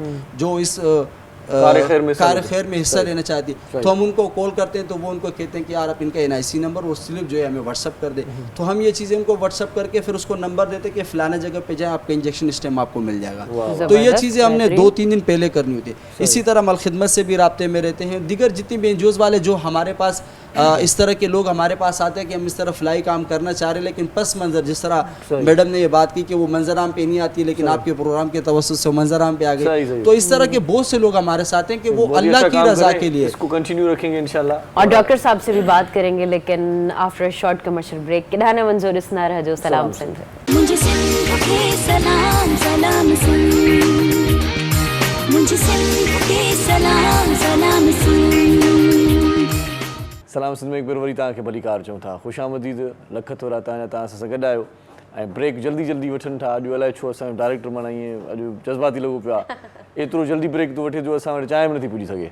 चांहि वारो परे खां इशारो थो करे चांहि खणी अचां, वरी ब्रेक खां वापसि। चांहि जा इशारा पे कया, समझी न सघियसि, मूं चयो छा मसलो को थी वियो आहे। हा, वो अॼु चांहि जेकॾहिं असांजी ठरी वई आहे त इहो सॼो ॾंढु ज़फ़र ॾिसकाणी ॾियूं हूंदो, ऐं आख़िर में प्रोग्राम महिल सभिनी संगतियुनि खे सभिनी खे चांहि पीआरींदो। न पर चांहि असां प्रोग्राम में नथा करे सघूं छा सर? चांहि खणी आ मोतबर खणी आ, यकीन करियो इरशाद मूंखे डायरेक्ट पुछण में ईअं थींदो आहे न, ॻाल्हि ॾाढी वणंदी अथव, मतिलबु आम रखो, माना जीअं आम रूटीन जी हलंदा पिया आहिनि, कचहरियूं मस्ती मज़ाक, अचो हलियो बाबा, अचो अची वञो हलियो बाबा। असां कचहरी करियूं था, डॉक्टर साहब प्रोग्राम में मौजूद हैं। अजहर साहब असांखे ॿुधाइजो त हमें ये बताइएगा कि फिजियोथेरेपी जो है वो हम किस चीज़ को कहते हैं, क्योंकि हमारे यहाँ बहुत ज़्यादा मिसकॉन्सेप्ट्स हैं। अब मूंखां पुछा करे मां सिंधी ॿुधायां, अॻ में आड मट ये कंदा हुआ, हाणे वरी जदीद नालो आहे फिजियोथेरेपी, ॿियो वरी छा आहे? मतलब मशीनूं वग़ैरह जेके शयूं ये छा आहे उहो जी मैं मूंखां पुछो इहो। जी बेसिकली फिजियोथेरेपी होता है कि फिजिकल मेथड के थ्रू हम ट्रीटमेंट कर रहे होते हैं। बहुत सारी ऐसी बीमारियां होती हैं जो कि मेडिकेशन के थ्रू हम उनको ट्रीट नहीं कर पाते। कुछ इश्यूज होते हैं जो मेडिसिन के रिलेटेड होते हैं, कुछ इश्यूज होते हैं जो आर्थो के रिलेटेड होते हैं, हड्डियों के रिलेटेड होते हैं, कुछ न्यूरो के रिलेटेड होते हैं, कुछ गैस्ट्रिक इश्यूज होते हैं, कुछ दूसरे हैं जो कि हमारे फिजिकल फिटनेस के रिलेटेड होते हैं। वो दूसरे जितने भी कंसल्टेंट्स हैं, डॉक्टर्स हैं, उनको ट्रीट नहीं कर पाते, वो रेफ़र करते हैं फिजियोथेरेपी के थ्रू। और फिजिकल मेथड बेसिकली होता क्या है, उसमें हैंड जोन होता है, स्किल्स होते हैं, एक्सरसाइजेज होती हैं। हम मुख्तलिफ़ तरह की मोडालिटीज़ यूज़ करते हैं, जैसे मसल रिलैक्स हो गए, पेन मैनेजमेंट हो गई, मसल को बिल्टअप कर दिया, एम्पावर कर दिया, रिहैब कर दिया। इसमें प्री ऑपरेटिव, पोस्ट ऑपरेटिव जितनी भी मैनेजमेंट्स होती है उस पर हम बेसिकली ज़्यादा काम करते हैं। अक्सर लोगों के घुटनों के प्रॉब्लम हो गए, फुट के प्रॉब्लम हो गए, इसी तरह जोनों के प्रॉब्लम हो गए, पट्टों के, हाँ पट्टों के मसाइल हो गए। पता है क्या होता है, फिजियोथेरेपी के लिए लोग आते नहीं है, पता नहीं क्यों। वो कहते हैं कि मतलब हमें मेडिकल, मतलब वो मेडिसिन खाई बस ठीक है, फिजियोथेरेपी कौन करवाए, क्यों करते हैं ऐसे लोग? या किथे को पेन आए तो कोई पेन किलर खाई सही थी वेंदासी, ठीक है, एडमिट घर में करे छे। हाँ, हमारी आवाम में अवेयरनेस नहीं है। हाँ बिल्कुल, एक तो अवेयरनेस नहीं है, दूसरी तरफ जो डॉक्टर्स बैठे हैं ना वो भी अपना बिजनेस चला रहे हैं, वो रेफर नहीं करते। सही बात है, रेफर वो कहते हैं भाई हमारे पास हैं, हम इनको मेडिसिन दें, हम इनको इंजेक्शन लगाएं, हम इनको स्टीरॉइड्स लगाएं, एंटीबायोटिक से। अच्छा, पेशेंट की भी सैकी है, वो कहता है भाई मैं मेडिसिन ले लूँ, एक इंजेक्शन ले लूँ और 2 दिन में सही हो जाऊँ। फिजियोथेरेपी के जो ट्रीटमेंट है वो थोड़ा सा लॉन्ग टर्म है, क्योंकि हम उसमें मेडिकेशन यूज़ नहीं करते। हम उसकी फिजिकल फिटनेस पर काम करते हैं, उसको इम्बैलेंस करते हैं, एम्पावर करते हैं, स्ट्रेंथन करते हैं, और जो उसकी नेचुरल अपनी एक एबिलिटी है ना उसको वाइंड अप करते हैं। अच्छा, उसके साथ डाइट भी बताते हैं उसको कि क्या करना चाहिए? अच्छा, इसमें बहुत सारी चीज़ें हैं कि अब एक पेशेंट आ गया, जिस आजकल बहुत सारी आम बीमारियों में ऑस्टियोआर्थराइटिस है, घुटनों का प्रॉब्लम बहुत ज़्यादा है, और ये फीमेल्स में बहुत कॉमन चल रहा है, क्योंकि कमर में दर्द हो गया, ऑस्टियोआर्थराइटिस हो गया, इस तरह की बहुत ज़्यादा है, क्योंकि एक उसमें प्रॉपरली पोस्चर नहीं होता पेशेंट का। घर में काम करते हैं, वजन उठा लिया इर्रेगुलर पोजीशन में, उनको पता ही नहीं है वजन किस तरह उठाना है। हमारा पोस्टर बता दें, हम सही बैठे हैं वैसे आप बेसिकली सही बैठे हैं, क्योंकि आप 90 के एंगल पर बैठे हैं, बैक सपोर्टेड भी हैं और फुट रेस्ट भी है। सही बैठा हूं ना, ये दिल जाए। अच्छा, उनमें एक तो ये होता है कि एजुकेशन नहीं होती। मेरे लिए तो बता दिया मैडम के लिए नहीं बताया, मेरे लिए बता दिया मैडम के लिए नहीं बताया, वो भी सही बैठी है।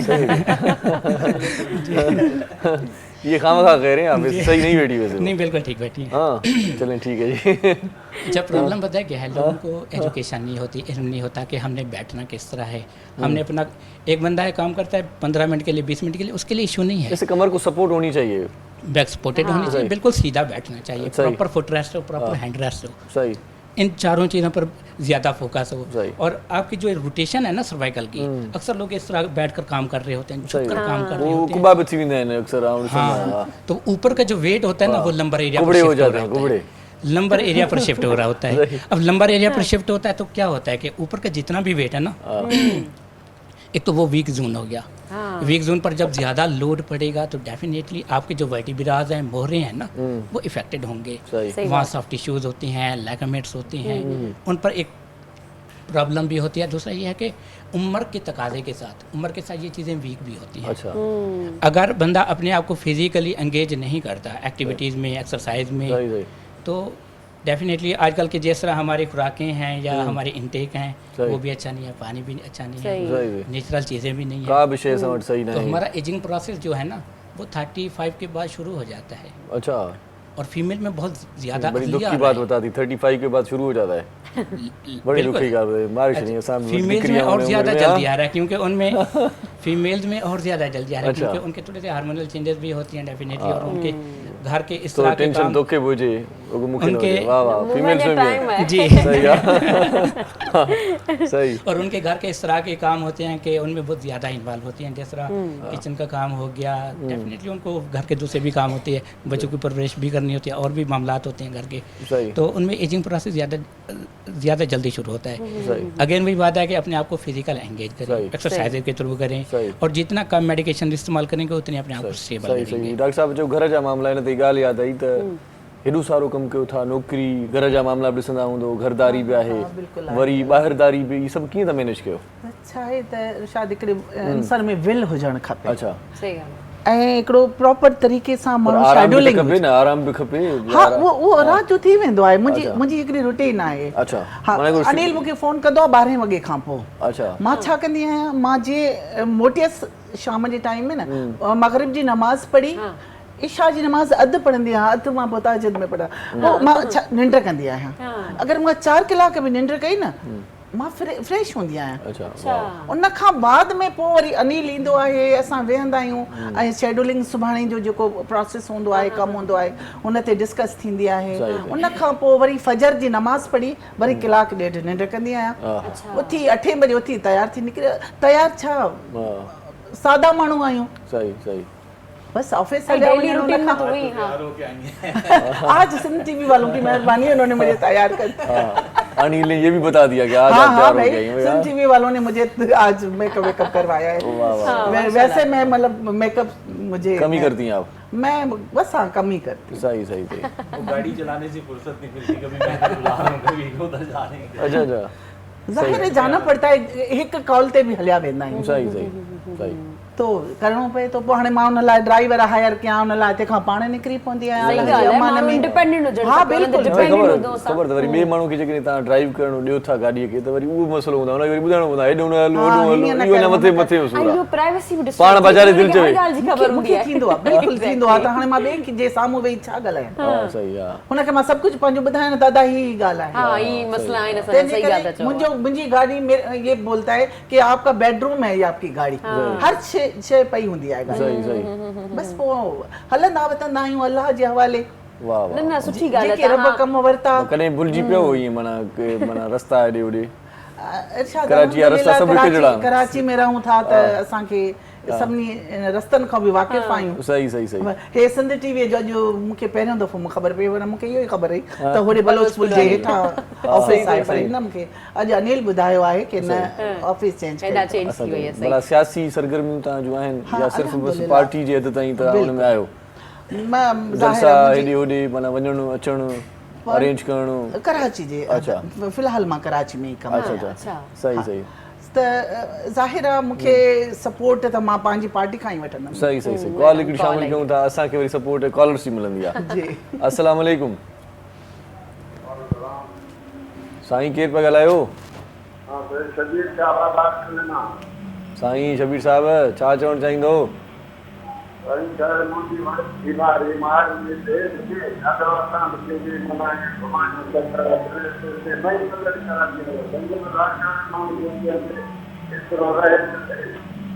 सही सही सही सही बसि साईं एतिरो ॿुधी सघिया आहियूं त तव्हांजी वाइफ बीमार हुई, तव्हां जिना अस्पताल में हुनखे घुमायो पए, शायदि का ट्रीटमेंट न थी सघी या थी, या इहा ॻाल्हि न ॿुधी सघियासीं। तव्हांजे आवाज़ में माना थोरी गड़बड़ हुई छो त नेटवर्क जी शायदि प्रॉब्लम ॾिसो न केॾी मोहबत भरी केॾी आहे। ज़ाल बीमार आहे त हमरा पाण बीमार पियो लॻे। माशाल्लाह इहा मोहबत आहे, ज़ाल जोड़ी सलामत रखे, अमां जो जेको साथ है वो यही सलामत हो जाए। अमर असांखे इहो ॿुधाइजो, हमारा नंबर जो है वो आप स्क्रीन पे चला दें। अगर कभी भी किसी को ज़रूरत हो तो ये हमारा नंबर आप नोट कर लें। रात के टाइम, दिन के टाइम, जिस टाइम भी एनी टाइम असां तव्हांखे अवेलेबल थींदासीं, तव्हांजो हर मसलो हल कंदासीं इंशाअल्लाह ताला। ऐं तव्हांखे डॉक्टरनि ताईं तव्हांजूं टेस्टूं, तव्हांजूं रिपोर्टूं इंशाअल्लाह थोरी देरि में। पर इहो आहे त मिस कॉल न ॾिजो, हरूभरू कम जी ॻाल्हि कजो। बिल्कुलु हाँ हाँ इंशाअल्लाह ताला। वो मेरी इनके प्रोग्राम के थ्रू सिंध हुकूमत से भी रिक्वेस्ट है और जना के इंतज़ामिया से भी रिक्वेस्ट करूँगी और इंशाल्लाह हम एक डेलीगेशन के सूरत में वहाँ जाएंगे भी कि हमें छोटी सी जगह दे दें। अच्छा माशाल्लाह तव्हां जो लुक जेको आहे न हाणे पे त ई इलाही कॉलर्स तव्हां फ़ोन था कनि त चवंदा डॉक्टर साहिब जॻह वेठी आहे तव्हां ग्रेसफुल आहे माशाल्लाह डॉक्टर साहब ईअं माना जिना कंहिं वार्ड में मिलिया वञो न त हुन पाण माना हुनखे नर्सनि खे ख़बर न पवंदी बिल्कुलु माण्हू वीचारा चेक करे मरीज़ खे इलाज ॾियो। बस मूंखे दुआ कयो अल्लाह ख़ैर करे मां तव्हांजी भेण आहियां तव्हां सां गॾु प्लान है बहुत जल्दी हम लोग ना वहाँ पे हेल्प डेस्क के नाम से इंट्रोड्यूस करवाना चाह रहे हैं कि सही काम को सर माइक पे बात करें सर माइक होगी ना माइक ले लें जी सर वो प्लान दोबारा से बताएं। हमारा प्लान ये है कि जो मैं शुरू से अकेला काम कर रहा था मेरे साथ कम लोग थे सही ठीक है अब ये हम हेल्प डेस्क के नाम से इसको इंट्रोड्यूस करवाएंगे जिना में जो कि प्रॉपर उनकी जैसे भी मॉलों में जाते हैं ना कहना हेल्प यू वो लिखा होता है ना शर्टों के ऊपर हम ऐसा वाला काम करेंगे कि खुद आके लोग हमसे पूछेंगे ये वाली जगह कहाँ पर है ये वाली कहाँ पर है हमें तो सब जगह का पता है ना सही सही ठीक है तो बस ये जिना में हम करना चाह रहे हैं कि लोग बिल्कुल परेशान होके आते हैं। साहब कॉल आइए जी गलायो पिया अस्सलाम वालेकुम हेलो अस्सलाम वालेकुम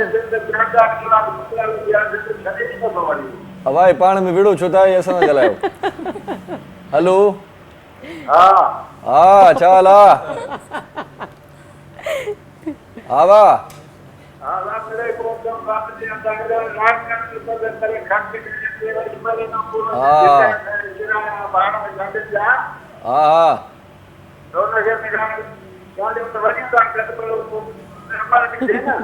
साईं साईं साईं वॾी महिरबानी साईं तव्हां टेलीफोन कयो वॾी महिरबानी तव्हांजी लख थोरा तव्हांजा असां तव्हांजो आवाज़ न सम्झी सघियासीं शाबस आहे ज़फर रिज़कानी खे जेको सम्झी चुको आहे सम्झी चुको आहे ॿुधाए बि चुको आहे चए थो MRI जो मसइलो आहे बाक़ी तव्हांजो आवाज़ माना या त ईअं हूंदो कोन नेटवर्क माना अहिड़ो को प्रॉब्लम आहे जो तव्हांजो आवाज़ सफ़ा चौधरी शुजात वारो पहुतो असां वटि चौधरी शुजात जॾहिं ॻाल्हाईंदो न का सम्झ में ॻाल्हि न ईंदी आहे चए छा थो मज़ाक कयो दिलि में न कजो पर नेटवर्क प्रॉब्लम जे करे तव्हांजो आवाज़ बिल्कुलु असां वटि ईअं ई पहुतो आहे तव्हां जॾहिं रिपीट में प्रोग्राम ॾिसंदो तव्हां पाण बि न सम्झंदो तव्हां छा चयो।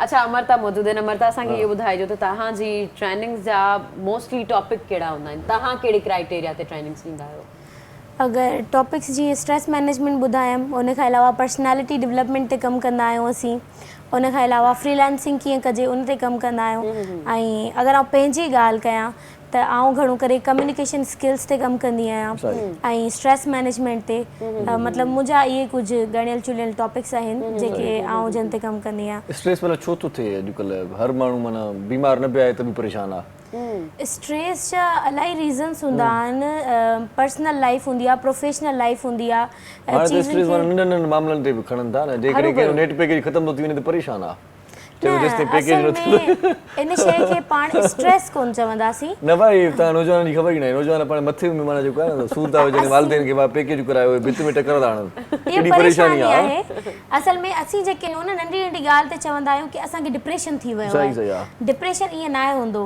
डिप्रेशन जी हिकिड़ी एक्सटेंड लेवल हूंदी आहे उहा हिकिड़ी बीमारी हूंदी आहे जेकी असीं रिकवर नथा करे सघूं पर असीं नंढी नंढी ॻाल्हि ते चवंदा आहियूं माण्हुनि खे मूंखे त हिन ॻाल्हि ते डिप्रेशन थी वियो आहे हीअ शइ हीअं थी वई हीअ शइ हूअं थी वई त स्ट्रेस में बिल्कुलु ईअं ई आहे स्ट्रेस नंढी नंढी ॻाल्हि ते माण्हू खणी त छॾींदा आहिनि पर स्ट्रेस बेसिकली उहो हूंदो न आहे हिकिड़ी परेशानी हुजे जंहिंजो बिल्कुलु हिकिड़ो एक्सटेंड लेवल हुजे त उनखे पाण ॿुधाइजो त ट्रेनिंग्स जेके तव्हां ॾियो था उन ट्रेनिंग्स में तव्हां स्टार्ट कीअं वठंदा आहियो तव्हांजो मक़सदु मतिलबु जीअं इंटरेक्टिव ठाहींदा आहियो तव्हां कहिड़ियूं एक्टिविटीज़ घणियूं कराइणु पसंदि कंदा आहियो उनमें मोस्ट ऑफ सिर्फ़ु मूं इहा ॻाल्हि नोट कई आहे त लेक्चरर जेके लेक्चरार हूंदा आहिनि लेक्चरर जेके हूंदा आहिनि उहे जॾहिं ट्रेनिंग्स में क्लास ॾींदा आहिनि त उन्हनि में एक्टिविटीज़ न आहिनि हूंदियूं ट्रेनर्स जेके आहिनि उहे एक्टिविटी खे इन्वॉल्व कंदा आहिनि इंटरेक्टिव सेशन ठाहींदा आहिनि ताकी हर ॿार बच्चो जेको बि वेठल आहे वॾो पोढ़ो सभु सम्झनि एग्ज़ैक्टली कीअं कंदा आहियो तव्हां उनखे असल में असां वटि जीअं ट्रेनिंग जा पाण सेशन रखंदा आहियूं हिकिड़ो सेशन थियो ॿियो तव्हां ब्रेक था वठो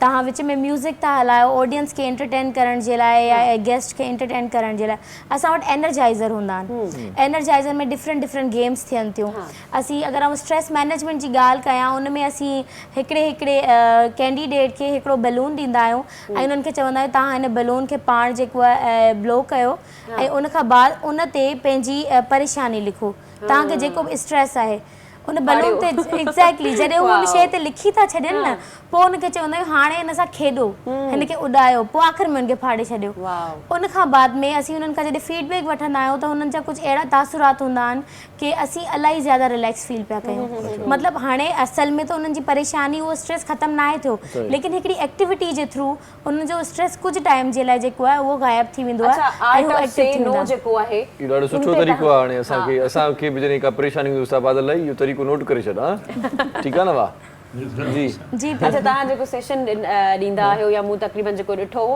आर्ट ऑफ से नो उहो छा सीन आहे मतिलबु छो न चइजे असल में असीं जेको आहे नंढी नंढी ॻाल्हि ते चई छॾींदा आहियूं यस या नो असांखे ख़बर न आहे हूंदी असांखे नो किथे चवणु खपे बिल्कुलु हाणे फॉर एग्ज़ाम्पल हींअर चांहि आई ऐं चांहि न आहियां पीअंदी त हिते मोस्ट ऑफन माण्हू जेके नो चई छॾींदा आहिनि हिते असांखे नो न चवणु खपे हिते असांखे एक्सक्यूज़ करणु खपे तव्हां न आहियां पीअंदी या मतिलबु कुझु बि अहिड़ो कोई जेक्स्चर जेको साम्हूं वारो सम्झी वञे नो तव्हां उन जॻह ते चओ जिते तव्हां कंफर्टेबल न आहियो मतिलबु जेकी शइ मूंखे प्रैक्टिस में न आहे या आउं कंफर्टेबल न आहियां उन शइ में उते तव्हां बेसिकली सिधो नो चई सघो हिकिड़ी मूवी ॾिठी हुई न हुन में चवंदा नो मीन्स नो अगरि कोई बंदो तव्हांखे डिनाई करे पियो इट मीन्स के हू न आहे हाणे कलाम ॿुधूं यस या नो यस नो न चवणु खपे हिते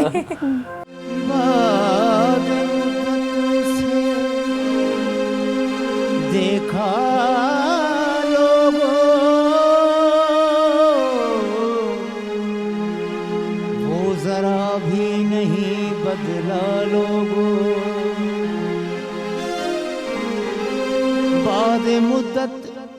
बाद मुद्दत उसे देखा लोगों वो जरा भी नहीं बदला लोगों अजनबी बन के जो गुजरा है अभी था किसी वक्त में अपना लोगों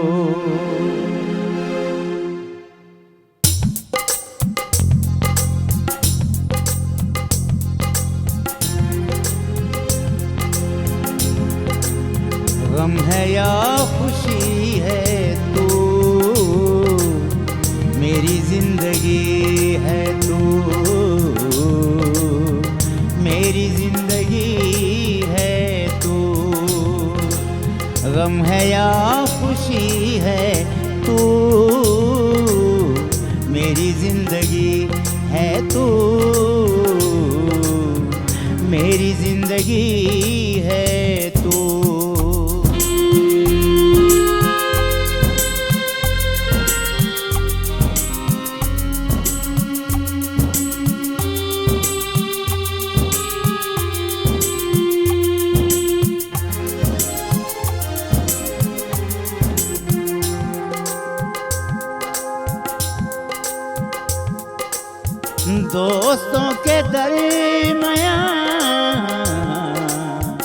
दोस्तों के दरमियाँ वजह दोस्ती है तू मेरी जिंदगी है तू मेरी जिंदगी है तू गम है या खुशी है तू मेरी जिंदगी है तू मेरी जिंदगी है तू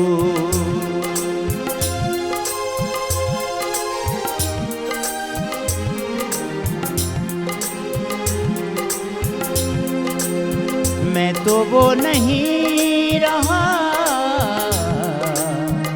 मैं तो वो नहीं रहा हाँ मगर वो ही है तू मेरी जिंदगी है तू मेरी जिंदगी है तू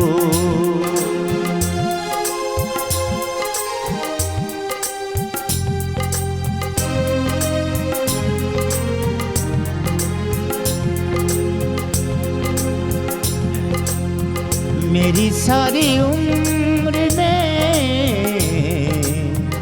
मेरी सारी उम्र उम्र में एक ही कमी है तू, मेरी जिंदगी है तू, मेरी जिंदगी है तू।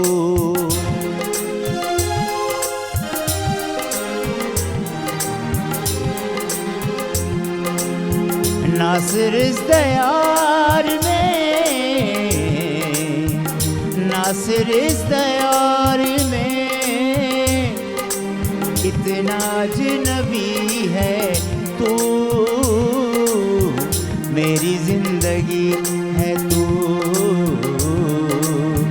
मेरी जिंदगी है तू। गम है या खुशी है तू, मेरी जिंदगी है तू, मेरी जिंदगी है तू। वाह वाह, नासिर काज़िम साहब ॾाढो सुठो शाइर ऐं खोड़ सारा हुन जा कलाम पाण ॿुधंदा रहंदा आहियूं। सो अॼु त उस्ताद वाह जो कलाम ॿुधाई, मज़ो अची वियो ऐं मज़ो ॿीणो थी वियो बल्कि प्रोग्राम जो। हिते शॉर्ट कमर्शियल ब्रेक वठूं था, मोटी अचूं था ऐं कचहरी जा कुझु लम्हा अञा असांखे मिलंदा। गॾु रहिजो, ॾिसंदा रहिजो। सलाम सिंध। मुझे सिंध के सलाम सलाम सिंध, मुझे सिंध के सलाम सलाम सिंध। सलाम सिंध में हिकु बार वरी तव्हांखे भलीकार चऊं था। लख महिरबानियूं तव्हांजूं, तव्हां असां सां गॾु आहियो ऐं कॉल्स कयो। अॼु तव्हां ख़ासि डिस्कशन इहा आहे त जिना हॉस्पिटल में जेकी सहूलियतूं आहिनि उहे जेकी असांजे जेकी ॿाहिराड़ी जा जेके दोस्त आहिनि उहे शहर में पहुचनि था त उन्हनि खे सहूलियतूं सही तरीक़े सां मिलनि नथियूं या उन्हनि खे तरीक़ेकार जी ख़बर न आहे। सही ॻाल्हि। सो उहो तरीक़ेकार असांजे हिननि दोस्तनि वटि आहे। हिननि दोस्तनि सां तव्हां मिली सघो था ऐं हेल्प डेस्क जे नाले सां हिकिड़ी डेस्क ई क़ाइमु करण वारा आहिनि ऐं पोइ तव्हांखे बाक़ाइदा जिना जे अंदरि मिलंदा। हाणे अंदरि आहियो या ॿाहिरि आहियो, किथे हूंदा आहियो तव्हां? अंदरि ई आहियूं। अच्छा, जिना में अंदरि ई आहियूं, पर घुमंदा था रहूं। प्रॉपर हिकिड़ी जॻह हुजे जिते ठीकु आहे असां उन महिल कंहिं कम सां आहियूं, पर हुन मेन जॻह ते माण्हू जॾहिं पहुचंदो त उन्हनि खे कंहिं मसइले जो मतिलबु मसइलो फेस करणो। तव्हां सिंध हुकूमत खां गुज़ारिश था कयो त हिकिड़ी प्रॉपर जॻह प्रॉपर असांखे हिकिड़ी जॻह ॾिनी वञे जंहिंमें असां वॉलंटरी आहियूं, असां कंहिंखां कुझु नथा घुरूं। त को असांखे सिंध हुकूमत मतलब जे कुछ करन था अपनी लेवल ते जेके करन था, सिर्फ मानी खाराइण सब कुछ ना है। मां जेको कम कयो आहे हिकड़ो इहो जिना में ॾिठो आहे, ॿियो जेल में ॾिठो आहे। अच्छा अच्छा। जेल में भी एॾा मसला आहिनि जो तव्हांखे 5000 जे लाइ बि 10 साल वो माण्हू जेको आहे वो वेट में हूंदा त उनखे वो जेके 10,000 उन जी या 50,000। जेको मासूम माण्हू सवाल आहे, जिना त तव्हां वियो जेल छो वियो? जेल मां कंहिं पंहिंजे करीब जे लाइ 6 महीना जेल जो एक्सपीरियंस आहे। मां न वियो सियासत में आयो न, मां जो लाइ जेल भी भोॻिया आहियो। जेल जो एक्सपीरियंस इहो आहे त मां 6 महीना मतलब कंहिंजी केयर कई। सही सही सही। त मूंखे उन जे अंदरि वञी जेके मूंखे मसइलनि जी ख़बर पई त मूंखे उहो बि ॾाढो अफ़सोस थियो। मानी ॾाढी सुठी खाराईंदा आहिनि जेल वारा। अच्छा। मानी बहितरीन खाराईंदा आहिनि, पर अंदर जेके सहूलियतूं न आहिनि। वहाँ पे जो जितनी बीमारियां जितना वो तो मतलब वो चीजें बहुत है। और मैंने जो भी फेस किए बेटे अभी जेल में सब जेल वाला नहीं बाहर मेरे दोस्त गए थे हमारे जेल में निकली से तो प्रोग्राम है यार असां न वियासीं, असां कम सां वेंदा नहीं मतलब जाना होता है एक। बिल्कुल माइक पे सर बात करें। सुठी ॻाल्हि आहे, माण्हू वठे अलग अलग। असल में जेल में तो हमारा इससे ताल्लुक हुआ कि कुछ हमारे अफराद गए हुए थे, 2 अफराद 3 महीने जेल में थे। तो एक तो जेल का ये निज़ाम जो मेरी हो सकता है मेरी आवाज़ में पहुँच, डीएसपी सईद सोमरो साहब जो है उससे मेरी तेज बोलेंगे तो पहुंच जाएगी आवाज़। हाँ, डीएसपी सईद सोमरो साहब से बाकायदा मेरी अक्सर हम जब माड़ी मुलाकात में जाता था मेरी मुलाकात होती थी। हमारे एक डॉक्टर अजमल यूसुफ जई उनके तवस्सुत से नाम इसलिए लेना चारम के मतलब उनने एक अच्छा एक दोस्त एक अच्छी दुआ सलाम बन गई है। तो कुछ ऐसे मसाइल थे उनसे हमारी बात होगी। और अलखिदमत वहाँ काम कर रही है, जमात इस्लामी की जो ज़ैली अलखिदमत बहुत ज़्यादा वहाँ काम कर रही है। उनको एजुकेशन के हवाले से या कोई मुख्तलिफ सेशंस ट्रेनिंग कैसे रखें कि दोबारा इस तरफ माइल ना हो। ख़ास तौर पे जो लोग मुनशियात पे लगे हुए, अक्सर हमारे लोग क्या करते हैं कि उनका अगर बेटा इस चीज़ पे लगता है, बजाय इसके कि इलाज करवाए वो पुलिस के या किसी एक के हवाले करवा के जेल भिजवा देते। और जो इन 3 महीनों का मेरा एक्सपीरियंस रहा जो वहाँ मेरा आना जाना हो, बजाय उसके कि वो बंदा बेहतर हो वो मज़ीद ख़राब हो जाता है। वहाँ मज़ीद कुछ ऐसे लोग होते हैं जो उनको यूज़ कर रहे होते हैं। वो यूज़ करने की सूरत में जब वो बाहर आते हैं ज़मानतें भी वही करवाते हैं, पैसे भी वही जमा करवा के इसको कहते हैं फ़लाना एरिया में फ़लाना ये नंबर जब उसको कॉल करो वही इस बंदे ने आपको जेल से मुझे आपके पास भेजा। तो जब वो आता है तो शुरू में उनसे चीज़ें करवाना, ये चीज़ें वो इस फील्ड में इसको लगा लेते हैं। जनाब जी मदा जेल भी जी मदा। हाँ, तो वहाँ पर ये तो ये मसाइल हैं कि ख़ास तौर पर हफ्ते में जो इनकी ये टाइमिंग है इसको ज़्यादा करनी चाहिए, और जो मुलाकात की टाइमिंग है ना वो 3 बजे ख़त्म हो जाती है। मेरे ख्याल से इसको बढ़ाना चाहिए। कुछ फैमिलीज ऐसी होती हैं कि वो मुंतज़र होते हैं कि उनका टाइम नहीं आता है। दूसरी बात ये कि वहाँ आप हफ्ते में 1 मुलाकात कर सकते हो। तो अच्छा, किस जेल की बात हो रही है वैसे? लांडी जेल, सेंट्रल जेल की बात कर रहा हूँ मैं। सही सर। तो ये मुलाकात के टाइम भी रोज़ाना होने चाहिए। हो सकता है किसी दिन उसका भाई आए मिलने के लिए, किसी दिन बहन आए, वालिदैन आए, उसके बच्चे आए। तो ये बड़ी मच्चू जेल में मच्चू जो जेल है ना वो खतरनाक जेल है। ये सर जेलों की बात हो रही थी। हाँ। तो अभी जेल की बात निकल चुकी है तो मैंने कहा कि एक पैसा मैं भी डाल लूँ। असां वटि कानून भी अजीब आहे न, असां वटि कानून अजीब आहे। माना जेके को माण्हू हिकिड़ो मां पढ़ियो हुयो त हिकिड़े माण्हू मानी चोरी कई, माना ईअं चए थो न बेगुनाह बि के माण्हू हूंदा आहिनि। मानी हिकिड़ी चोरी कई, उनखे माना गिरफ़्तार करे ॿधी आहे, सिधो जेल। हाणे जेल में 6 महीना सज़ा भोॻिया हुयो। हिकिड़ी मानी चोरी कई घणे जी हूंदी? 20 रुपए जी, ऐं 6 महीना उनखे मुफ़्त में मानी खारायूं। इहो तरीक़ो आहे, माना नुक़सानु पंहिंजो कयूं नी। हिकिड़ी मानी चोरी जे करे 6 महीना उनखे जेल जो, 6 महीना उनखे मुफ़्त जी मानी खाराई अथऊं। 6 महीना उनखे राशन ॾेई छॾे। माना इहो तरीक़ो आहे, कहिड़ो कानून आहे असां वटि? माना हिकिड़ी मानी 20 रुपए जी, उनजे करे उनखे ॿधो अथऊं 6 महीना मुफ़्त में। माना असांजो पंहिंजो खसारो कयूं, मुफ्त में मानी खारायूं। यही चीज़ तो नुकसानदेह होती है। जब बाद में आता है तो अपना बदला लेने की कोशिश कर रहा होता है कि सही कह रहे हैं, उनको इतना वो किया जाता है, टॉर्चर किया जाता है, वो खुद बदला लेने आना। सही बात। तो बहुत सी ऐसी चीज़ें कि मैडम ने भी बात की कि जेल के अंदर भी इस्लाहात होनी चाहिए, क्योंकि अब दीगर जितने भी ममालिक में जेल है उनके एक बेहतरीन निज़ाम है। वो कोशिश कर रहे होते हैं कि उस बंदे की हम काउंसलिंग करें कि किस वजह से ये मुंशियात पे लगा, किस वजह से इसने ये जो जराइम किया। अच्छा, सुधरे मुल्क में जेल में पढ़ाईंदा भी आहिनि, सेखारींदा भी आहिनि ऐं इल्मु ॾींदा आहिनि, बाक़ाइदा तदरीस अमल हूंदा। कॉल वठूं था। अस्सलाम वालेकुम। सर अस्सलाम वालेकुम। वालेकुम सलाम।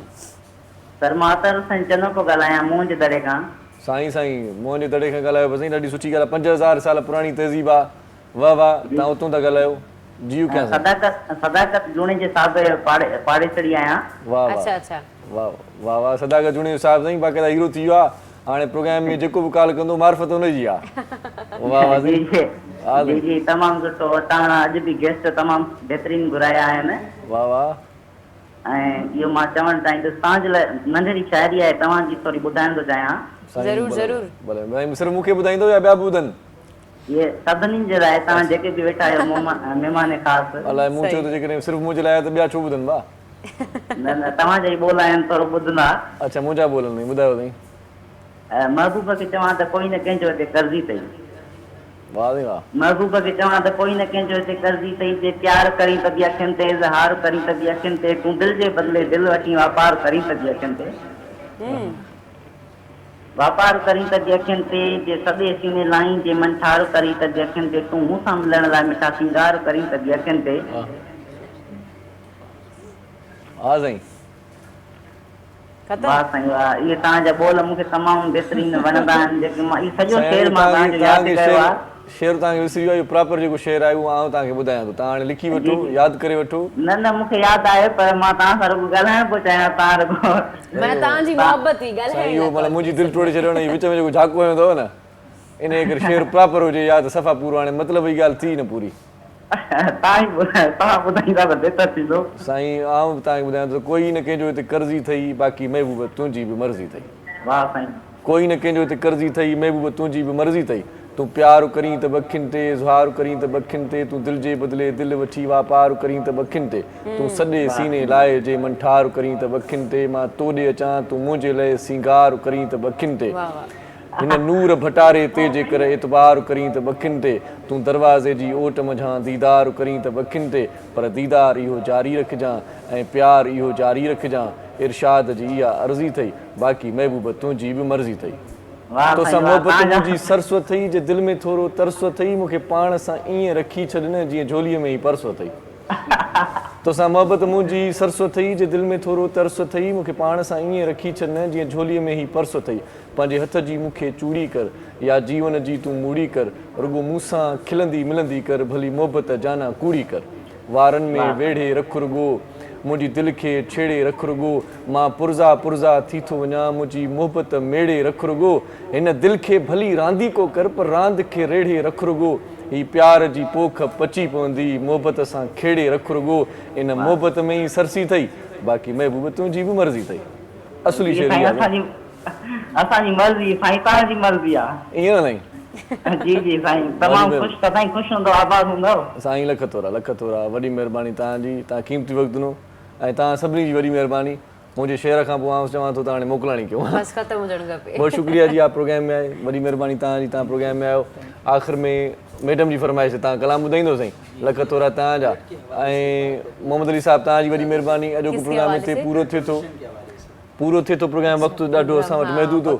इंशाल्लाह हयाती बख़ैर, सुभाणे वरी मुलाक़ात कंदासीं। पंहिंजो पंहिंजनि प्यारनि जो, दिलि वारनि जो, घर वारनि जो, नंढनि ॿारनि जो, बुज़ुर्गनि जो, बीमारनि जो ऐं उन्हनि जो बि ख़्यालु रखिजो जिन जो ख़्यालु रखण वारो केरु बि न आहे। हिकिड़े मौज़ महिमान चयो त रत जे मामले ते ॻाल्हाइणो आहे, सो रत डोनेट कंदा कयो जिन खे ज़रूरत आहे ऐं रत ॾियण सां रत वधंदी आहे। सची ॻाल्हि आहे, जेके माण्हू रिझंदा आहिनि त रत ॾींदासीं पाण सां कमज़ोर थियूं, रत ॾींदव त रत वधंदी, नई रत ठहंदी। इन ॻाल्हि खे ईअं करे जेकॾहिं नेकी कंदव त तमामु घणो तव्हांखे फ़ाइदो पवंदो। इरशाद जागीरानी पिरिया सैयद मोकिलायूं था। अल्लाह ने की बात। रोने से नहीं हासिल कुछ ए दिले सौदाई, आँखों की भी बर्बादी, दामन की भी रुसवाई। हम लोग समंदर के बिछड़े हुए साहिल हैं, उस पार भी तन्हाई, इस पार भी तन्हाई।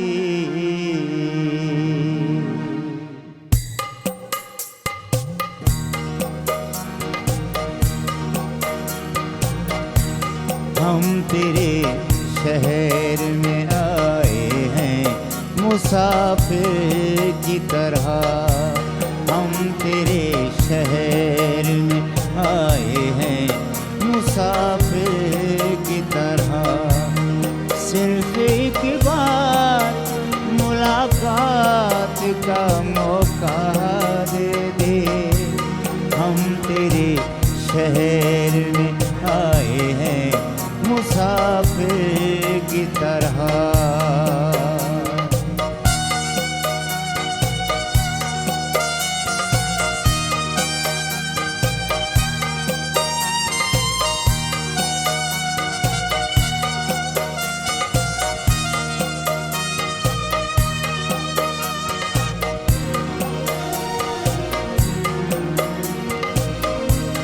मेरी मंजिल है कहाँ, मेरा ठिकाना है कहाँ, सुबह तक तुझे से बिछड़ कर मुझे जाना है कहाँ।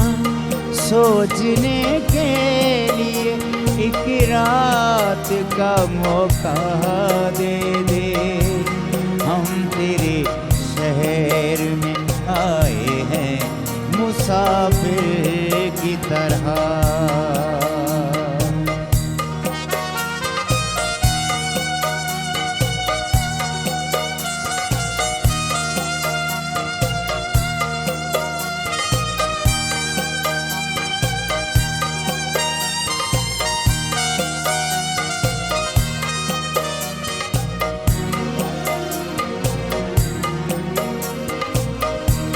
अपनी आँखों में छुपा रखे हैं जुगनू मैंने, अपनी पलकों पे सजा रखे हैं आंसू मैंने।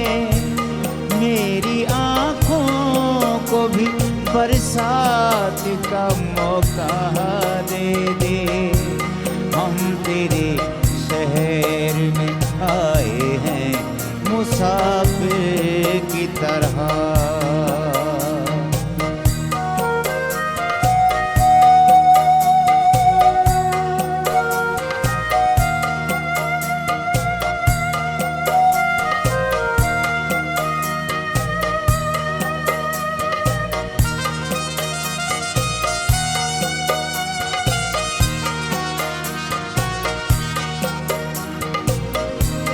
आज की रात मेरा दर्द मोहब्बत सुन ले,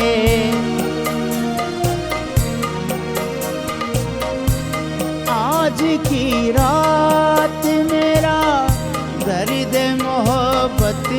सुन ले, कब कपाते हुए होठों की शिकायत सुन ले, आज इजहार ख्यालात का मौका दे दे।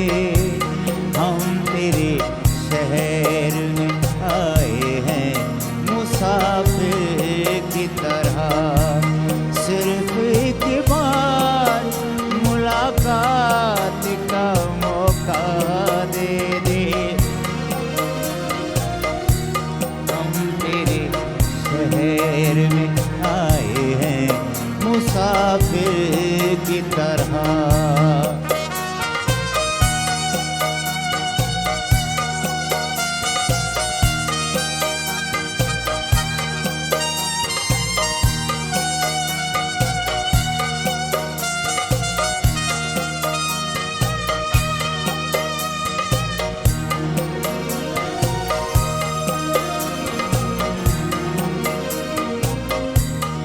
भूलना था तो ये इकरार किया ही क्यों था,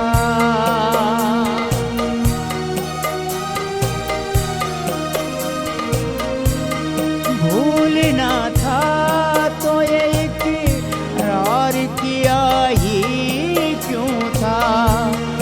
बेवफा तूने मुझे प्यार किया ही क्यों था, सिर्फ दो चार सवालात का मौका दे दे। हम तेरे शहर में आए हैं मुसाफिर की तरह, सिर्फ एक बार मुलाकात का मौका दे दे। हम तेरे शहर में आए हैं मुसाफिर की तरह। मॉर्निंग शो सलाम सिंध जा तमाम एपिसोड्स ॾिसो हाणे HD क्वालिटीअ में। विज़िट करियो असांजो YouTube channel Sindh TV HD।